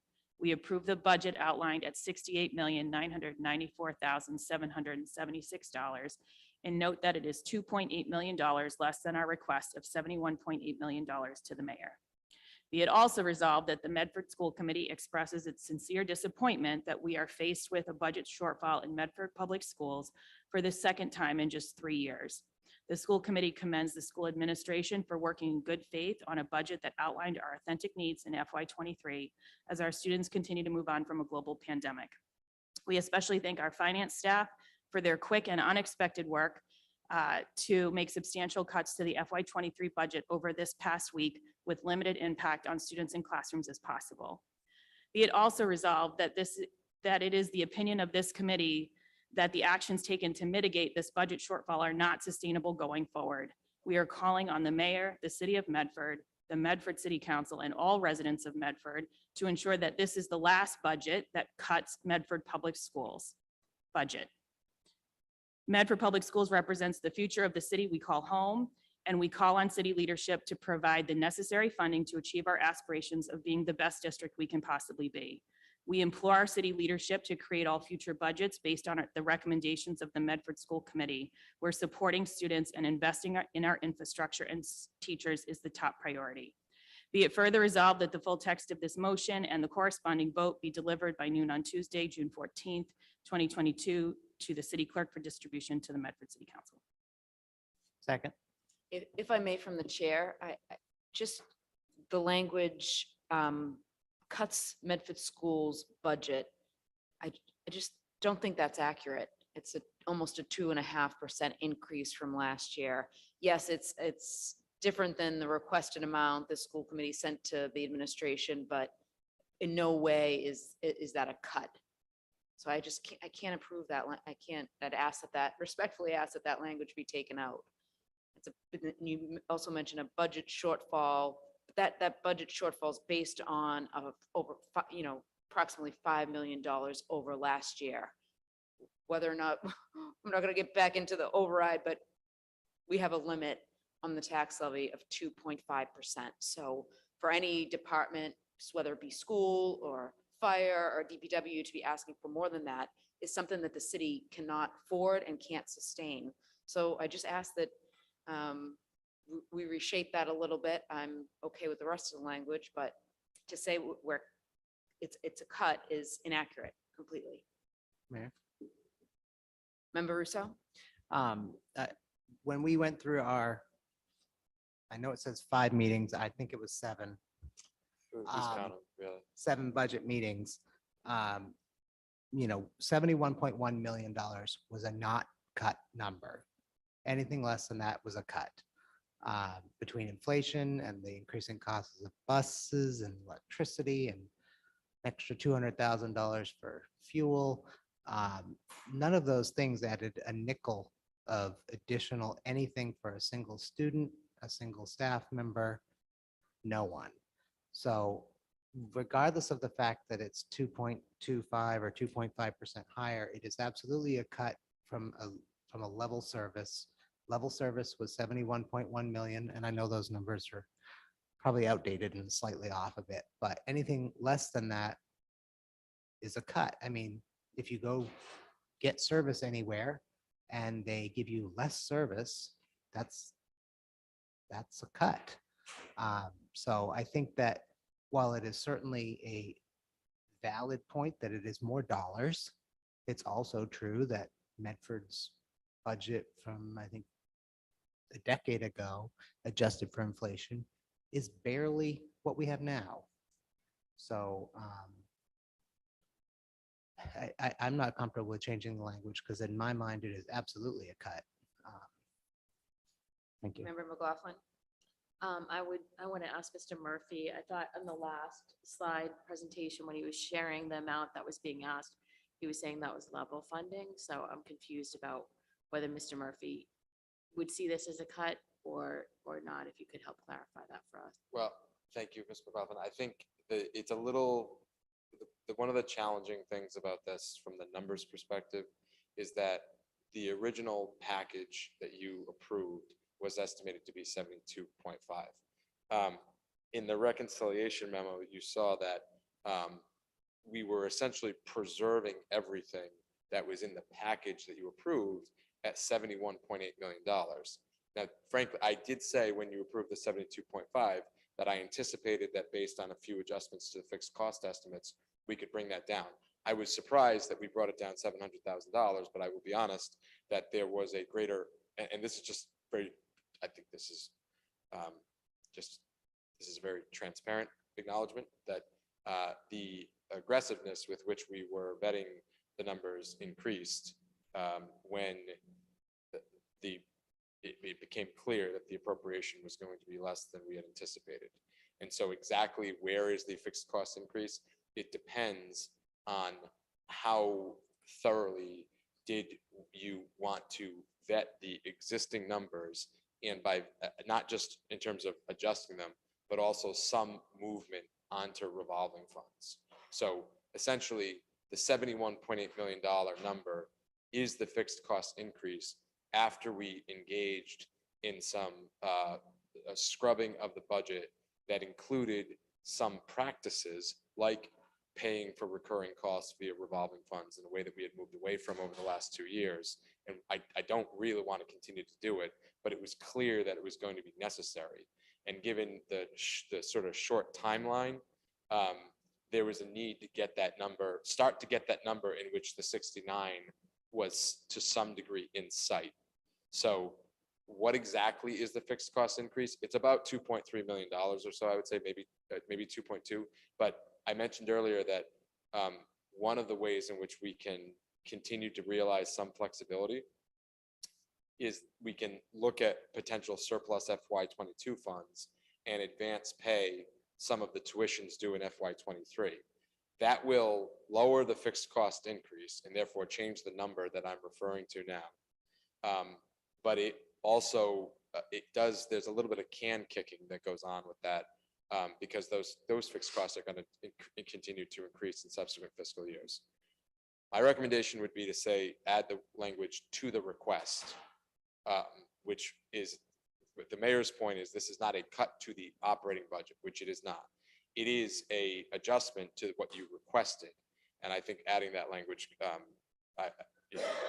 I'm not, maybe, I don't know if the word cut is the problem, then maybe it's adjustment or modify or something along those lines. Mayor? In 2020, we had exactly the same number of dollars as we did in the previous year. Would you have called that a cut? If you had exactly the same number of dollars, meaning not accounting for any fixed cost increases. We were level funded for 2020 and we laid off, I don't know the number anymore. It's changed. It was over 100, which is, Yeah. I've heard. But we didn't call them all back. So for those staff members that didn't get called back, I would suggest that they didn't see their job loss as not a cut. So a cut is, there's no world where a cut only means going from $100 to 99. So. Well, the only thing I would it's a say, and again, cut. I don't really want to weigh in too heavily on the committee's, choice of a motion. I don't think that's my place to. But the only thing I would say is that when we present on and when we share this information, I think it's important to remember that there are a number of constituencies that are following along with very different perspectives. And there are some who would say that if a number, that it is only a cut if the number is reduced, and it's not if the number goes from X to X plus. I do think that that constituency is out there. I also think, and this is the last thing I'll say about this, it is a constituency that if the position is going to be that the school committee's request should be funded with 100%, I will say as the CFO of the district, I would expect the community to expect us to have a substantial degree of scrutiny over our budgeting process. And frankly, that is something that we try to employ, but 67.4 or 69 or $71.8 million in an organization that is this complex with this many variables changing on a day-to-day basis, with the needs of students evolving as rapidly as they sometimes do, it's not easy. And I think it's important to always keep in mind that perspective of, and I know we spoke to this on May 25th as well, but the perspective of the community member who is not a direct stakeholder in the schools. We need that person to be as invested in the school system as those of you who are directly connected.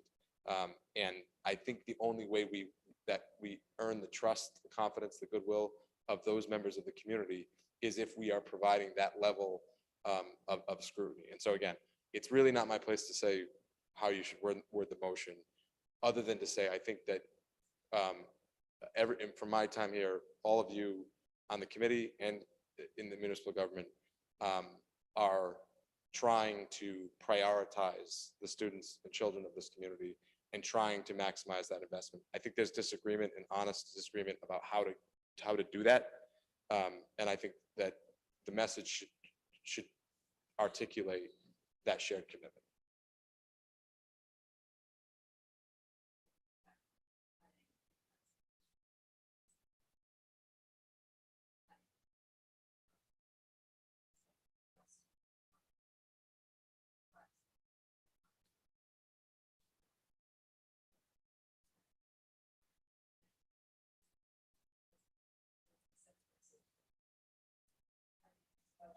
We are not cutting the budget. I've worked very hard over the last 2 weeks. I wish it was sooner. I wish it was a month ago that we had the news, but we worked very hard on the city side to level fund as much as possible so that we could add to the school budget. We're not where we want to be. Nobody's happy. I don't think anybody in the whole community is happy, but we are budgeting. We are doing what we have to do. And there is a 2.5% increase approximately to the Medford Public School budget. So I respectfully ask that somebody propose that motion be amended to remove the word cut. Mayor, Member Graham? there are two places where the word cut appears in the budget, in this motion. The first says, "We especially thank our finance staff for their quick and unexpected work to make substantial cuts to the FY23 budget over the past week with as limited an impact on students and classrooms as possible." What I would propose, what I'm happy to amend is that the unexpected work to make substantial cuts to the planned FY23 budget over the last week with as limited an impact as possible. So we did cut our plan Yeah. unexpectedly. That is a fact. So that is one place where the word cut occurs, and I would be happy to add the word planned to the motion, and I feel like that doesn't degrade the intent. The second place where cut appears, it says, we are calling on the mayor, the city of Medford, and the Medford City Council, and all residents, all Medford residents, to ensure that this is the last budget that cuts Medford Public Schools. What I would be happy to do is say that this is the last budget that requires a reduction in services Yes. from Medford Public Schools. I am comfortable with those changes. I'll second that.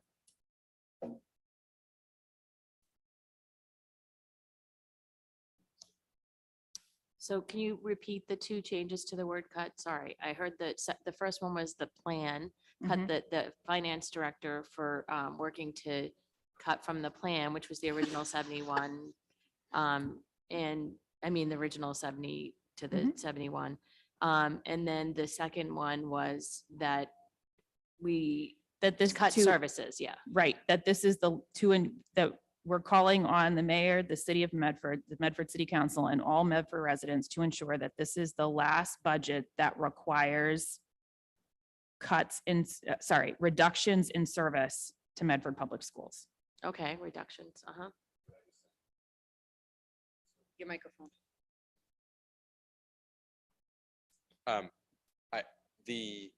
It is true that there's been a scramble to make revisions over the course of the last couple of weeks. It's not exclusively cuts, which I know you know. There's been a lot of shifting in the identification of resources for purposes of preserving the level of services. And so it might be worth considering something to the effect of the reduction in something to services supported by the operating budget, which I think to the mayor's point about wanting to make sure that everyone in the community understands that we're still, to the best of our ability, providing services and support. We are doing that. We're doing it through more creative financial means. And I know, to my friend I was referring to earlier, the person without a direct stake in the schools, the question would then become, well, why aren't you using those creative financial means to begin with? And the answer to that is there are sustainability issues when it comes to the use of one-time funds and with regard to the predictability of revolving funds. And so it's a practice that we were able to move away from to a large degree over the last 2 years, and we're needing to now resort to based on the capacity issues. But I think it is most accurate to say that the level of services for which that are supported by the operating budget is what needed to be adjusted, and we're doing our best. Frankly, I don't know that I would agree that it is the actual outcome of this process is going to be a reduction in services. It's going to be a reduction in the or a modification to how those services are being funded. So, and I think Yeah. that's a fair point. So I would also be happy to amend that to say reduction in services supported by the operating budget. For anybody who's actually still with us, that's really important because it is not recommended best practice. Revolving accounts revolve. They're not always there. We cannot rely on them. ESSER will go the way of the wind within a few short years, maybe sooner, given how heavily we're going to rely on it. So we are, in a sense, kicking the can a little bit down the road here. And I think it's real, people will forget that. And I think the work that we've done is commendable because we're not cutting services in drastic fashion in totality, but instead we are saying our operating budget cannot support the level of service that we feel we need to provide. And we're lucky right now that we have an alternative, and that will not be the case always. Member McLaughlin. Thank you. Yes, I think that what I'm hearing is both and not and I think that for folks that may still be here, or that will watch this later, I think so much of this conversation can be frankly confusing, especially for the layperson.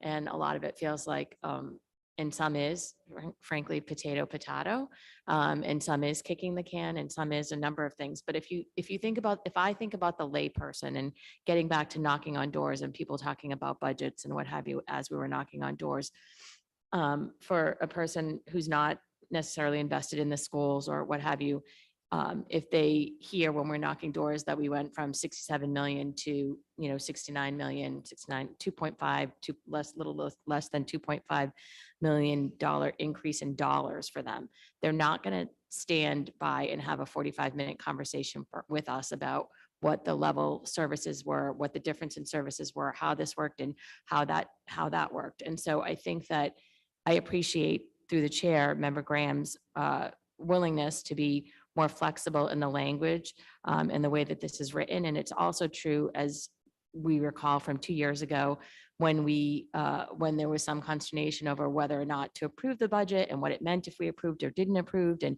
whether people would get paid July 1st if we didn't approve, and all those other things that were sort of blowing up at the time. I want to point that back to people as well, that we are all doing the best that we can here.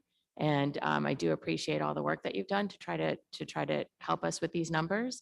And I hope that the constituency also understands that this has been a really difficult time, both with COVID and with everything else. And we're doing the best we can with the budgets. And I know that our students will get what they need, because that's what our staff does. So thank you. We could just read the full resolution one more time, please. Sure. Be it resolved that the Medford School Committee approves the fiscal year 2023 budget presented tonight.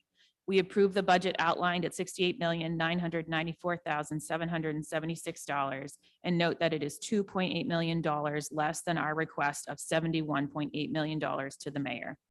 Be it also resolved that the Medford School Committee expresses its sincere disappointment that we are faced with a budget shortfall in Medford Public Schools for the second time in just 3 years. The school committee commends the school administration for working in good faith on a budget that outlined our authentic needs in FY23 as our students continue to move on from a global pandemic. We especially thank our finance staff for their quick and unexpected work to make substantial cuts to the planned FY23 budget over the last week, with as limited impact on students and classrooms as possible. Be it also resolved that it is the opinion of this committee that the actions taken to mitigate this budget shortfall are not sustainable going forward. We are calling on the mayor, the city of Medford, the Medford City Council, and all Medford residents to ensure that this is the last budget that requires reduction in services supported by the operating budget of Medford Public Schools. Medford Public Schools represents the future of the city we call home, and we call on city leadership to provide the necessary funding to achieve our aspirations of being the best district we can possibly be. We implore our city leadership to create all future budgets based on the recommendations of the Medford School Committee. Supporting students and investing in our infrastructure and teachers is a top priority of this committee. Be it further resolved that the full text of this motion and the corresponding vote will be delivered by noon on Tuesday, June 14th, 2022 to the city clerk for distribution to the Medford City Council. Ready to vote? I would just ask that we stay consistent with the word request and change the word planned to requested. And that it's consistent on those two spots. That's fine. Could I just add one thing? Mr. Murphy. If in the first cuts, if we could say cuts and modifications, the superintendent and I will be testifying along. There are some, I suspect, that have only made cuts because they don't have some of these other funding avenues available to them. And I think for purposes of, I think strategically, I think it would be advantageous to acknowledge cuts and modifications. That's fair. Fine. Can I take the vote? Sorry. Let me fall asleep. So as amended, so instead of planned, it would say requested. Yep. I like the language in front of me. It names me multiple times, and Would you say? I don't have a copy. No, Jenny just wrote it. I'm deciding if I should abstain from voting, because I think it's great that we do have a budget based on need, but to But we don't have a- ask for the administration, which I like serving on the school committee. I like knowing what's going on in my, the student school, but to have a budget based on need and, somewhat hopes and things we'd love to see, and be the only one that has to worry about the full fiscal picture of the city, it's a little difficult for me on my end. And Mayor, I fully respect that. I understand that you are uniquely in a I'm not sure when you position. wrote that you respected that at all, to say cuts, and, last week was torturous, but I stayed quiet because I respect the committee and I don't want to go back and forth and argue all night long. I want to show the community that we've done a lot of hard work over the last year, 2 years. You're one of the hardest, you're some of the hardest working people, I do know, but the level of respect, I just, with that resolution, I don't know. I just don't see it, but I'd like it before me, before I could officially vote on it. You want to read it one more Personally, time? if you want me to abstain, I'll abstain. What's to say next year you won't ask for 95 million and then say I'm cutting the budget by 20 million? I have no control what the committee will do, but I do have to control keeping the city and the schools within the means of the revenue that comes in based on taxes. And it's a difficult job. It's not easy for any of us. Mayor, Member Mastone and Member McLaughlin. it appears that all of us are hearing it for the first time, except for Member Graham and possible Member Russo. Okay, well, then Member Graham. So I don't feel comfortable voting on the motion. I thought we were just voting on the budget tonight. That's what I would like to vote on. If you want to So- put that forth as yourself. Well, that's there's a Motion motion on to the floor that table? it's, Okay. there's a Motion to motion on table the the floor. motion. That's That is not an undebatable. Is there allowed a second? Point of order, Motion that to is not table. allowed. It was motioned and seconded. You cannot table it now. It was already motioned and Okay, then we'll vote. seconded. It can only we be can vote. withdrawn or voted. Okay, then we can vote. But may I also make a point of, I guess, information? We have information on Yeah, clarification. we also had voted in the past, just making a point, that the meetings were not going to go over 9:30. So if they're going over 9:30, we're supposed to make a motion that we're going to be willing to go over 9:30 to X amount of time. If I remember correctly, I know it was Member Kretz's motion, so she might recall. I don't have it in front of me. I do, 1 second. Motion to extend the meeting for another 30 minutes. Motion to extend the meeting for 15? If not Another 15 minutes. another 10 minutes. Yeah. 15 if not minutes by sooner. Member Kretz, seconded by Second. Member McLaughlin. All those in favor? Aye. All those opposed? Meeting's going to go till 10:10. So there's a motion on the floor that you'd like to be heard. Roll call, please. Yes. Member Hayes. Member Kretz. What are we voting on again? On Jenny's motion. And is this the final vote to send the budget? No, this is whether or not you want the motion to be part of the record. Okay, no, I'm sorry. No. We're voting on the thing We're that she voting on read, the which was to approval of the approve the budget. budget. The motion is, if it fails, Member Mustone's going to put a motion to approve the budget after. She voted no. Oh, thank you. Member McLaughlin, No. Member Mastone. Member Rousseau, yes. Mayor Longo-Kern. No, 4 on the negative, 3 in the affirmative. Motion fails. Is there a motion to approve the Yes, a budget by motion to Member approve the budget. Mastone, seconded by Second. Member McLaughlin? What, 1 second, I got to write. Roll people. call.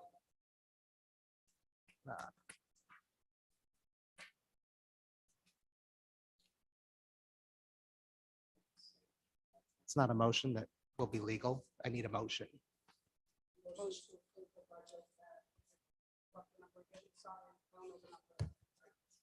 Close to 69 million.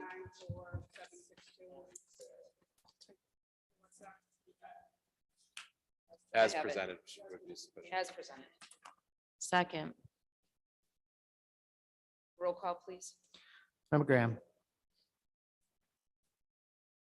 Yes. Member Hayes, Yes. Member Kretz, Yes. Yes. Member Musto, Yes. Member Russo, no. Mayor Longo Kern. Yes, 6 in the affirmative, 1 in the negative, the motion passes. Thank you. Thank you, Mr. Murphy. We have presentations of the public not to begin before 7 PM, and I don't believe there's any listed. Number 8, continued business, dress code policy. I believe was approved on a first reading last week. Motion to waive the reading. Motion to waive the reading. Second. All those in favor? Aye. All those opposed? The reading is waived. This is the dress code policy. Motion to approve. Motion to approve. Second. Seconded by Member McLaughlin. All those in favor? Aye. All those Can we slow down a opposed? second, please? I can't write that fast. Member McLaughlin seconded. I don't know who motioned it. Member Graham. Thank you. All those in favor? All those Aye. opposed? New business 2022-38 offered by Member Mustone. Be it resolved, the Medford School Committee supports an act relative to healthy school lunch, HG 3159/SD1308. And that was submitted 6/8/2022. And I know we do have a letter that was sent out on June 2nd to Senator Lewis. The Massachusetts Healthy School Lunch Coalition reached out to ask for us to support their Massachusetts Healthy School Lunch Bill, Act relative to Healthy School Lunch, HG 3159, SD 1308, co-sponsored by Senator Jason Lewis and Representative Alice Page. The health of our children is built on a foundation of high-quality nutrition. Every meal they're served is an opportunity to help them build healthy habits for life. The Massachusetts Healthy School Lunch Bill calls to replace disease-promoting foods typically served for lunch with healthful and planet-friendly whole foods. It also holds food service companies accountable to ensure the nutritional quality of school food is prioritized over profit. It is time to address inequitable diet-related disease and children's health.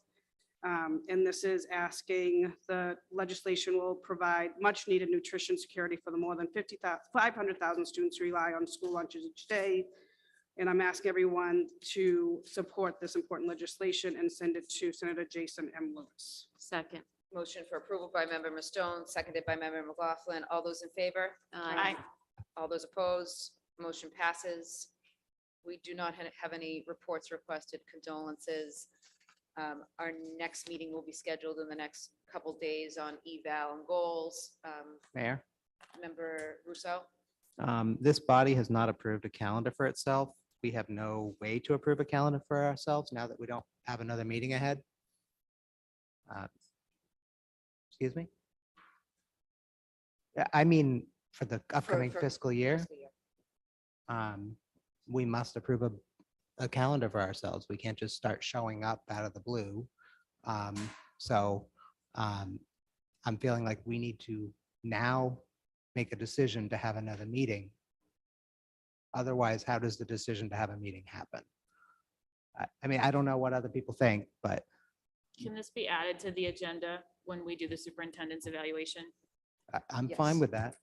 But we need to make sure it happens. Otherwise, We'll nobody do it. knows when we're We'll supposed do to it. come back. We'll note it. Yep. Thank Calendar you. for School committee for next school year. Is there a motion to adjourn? Motion to adjourn by Member McLaughlin, seconded by Member Hayes. All those in favor? Aye. All those opposed?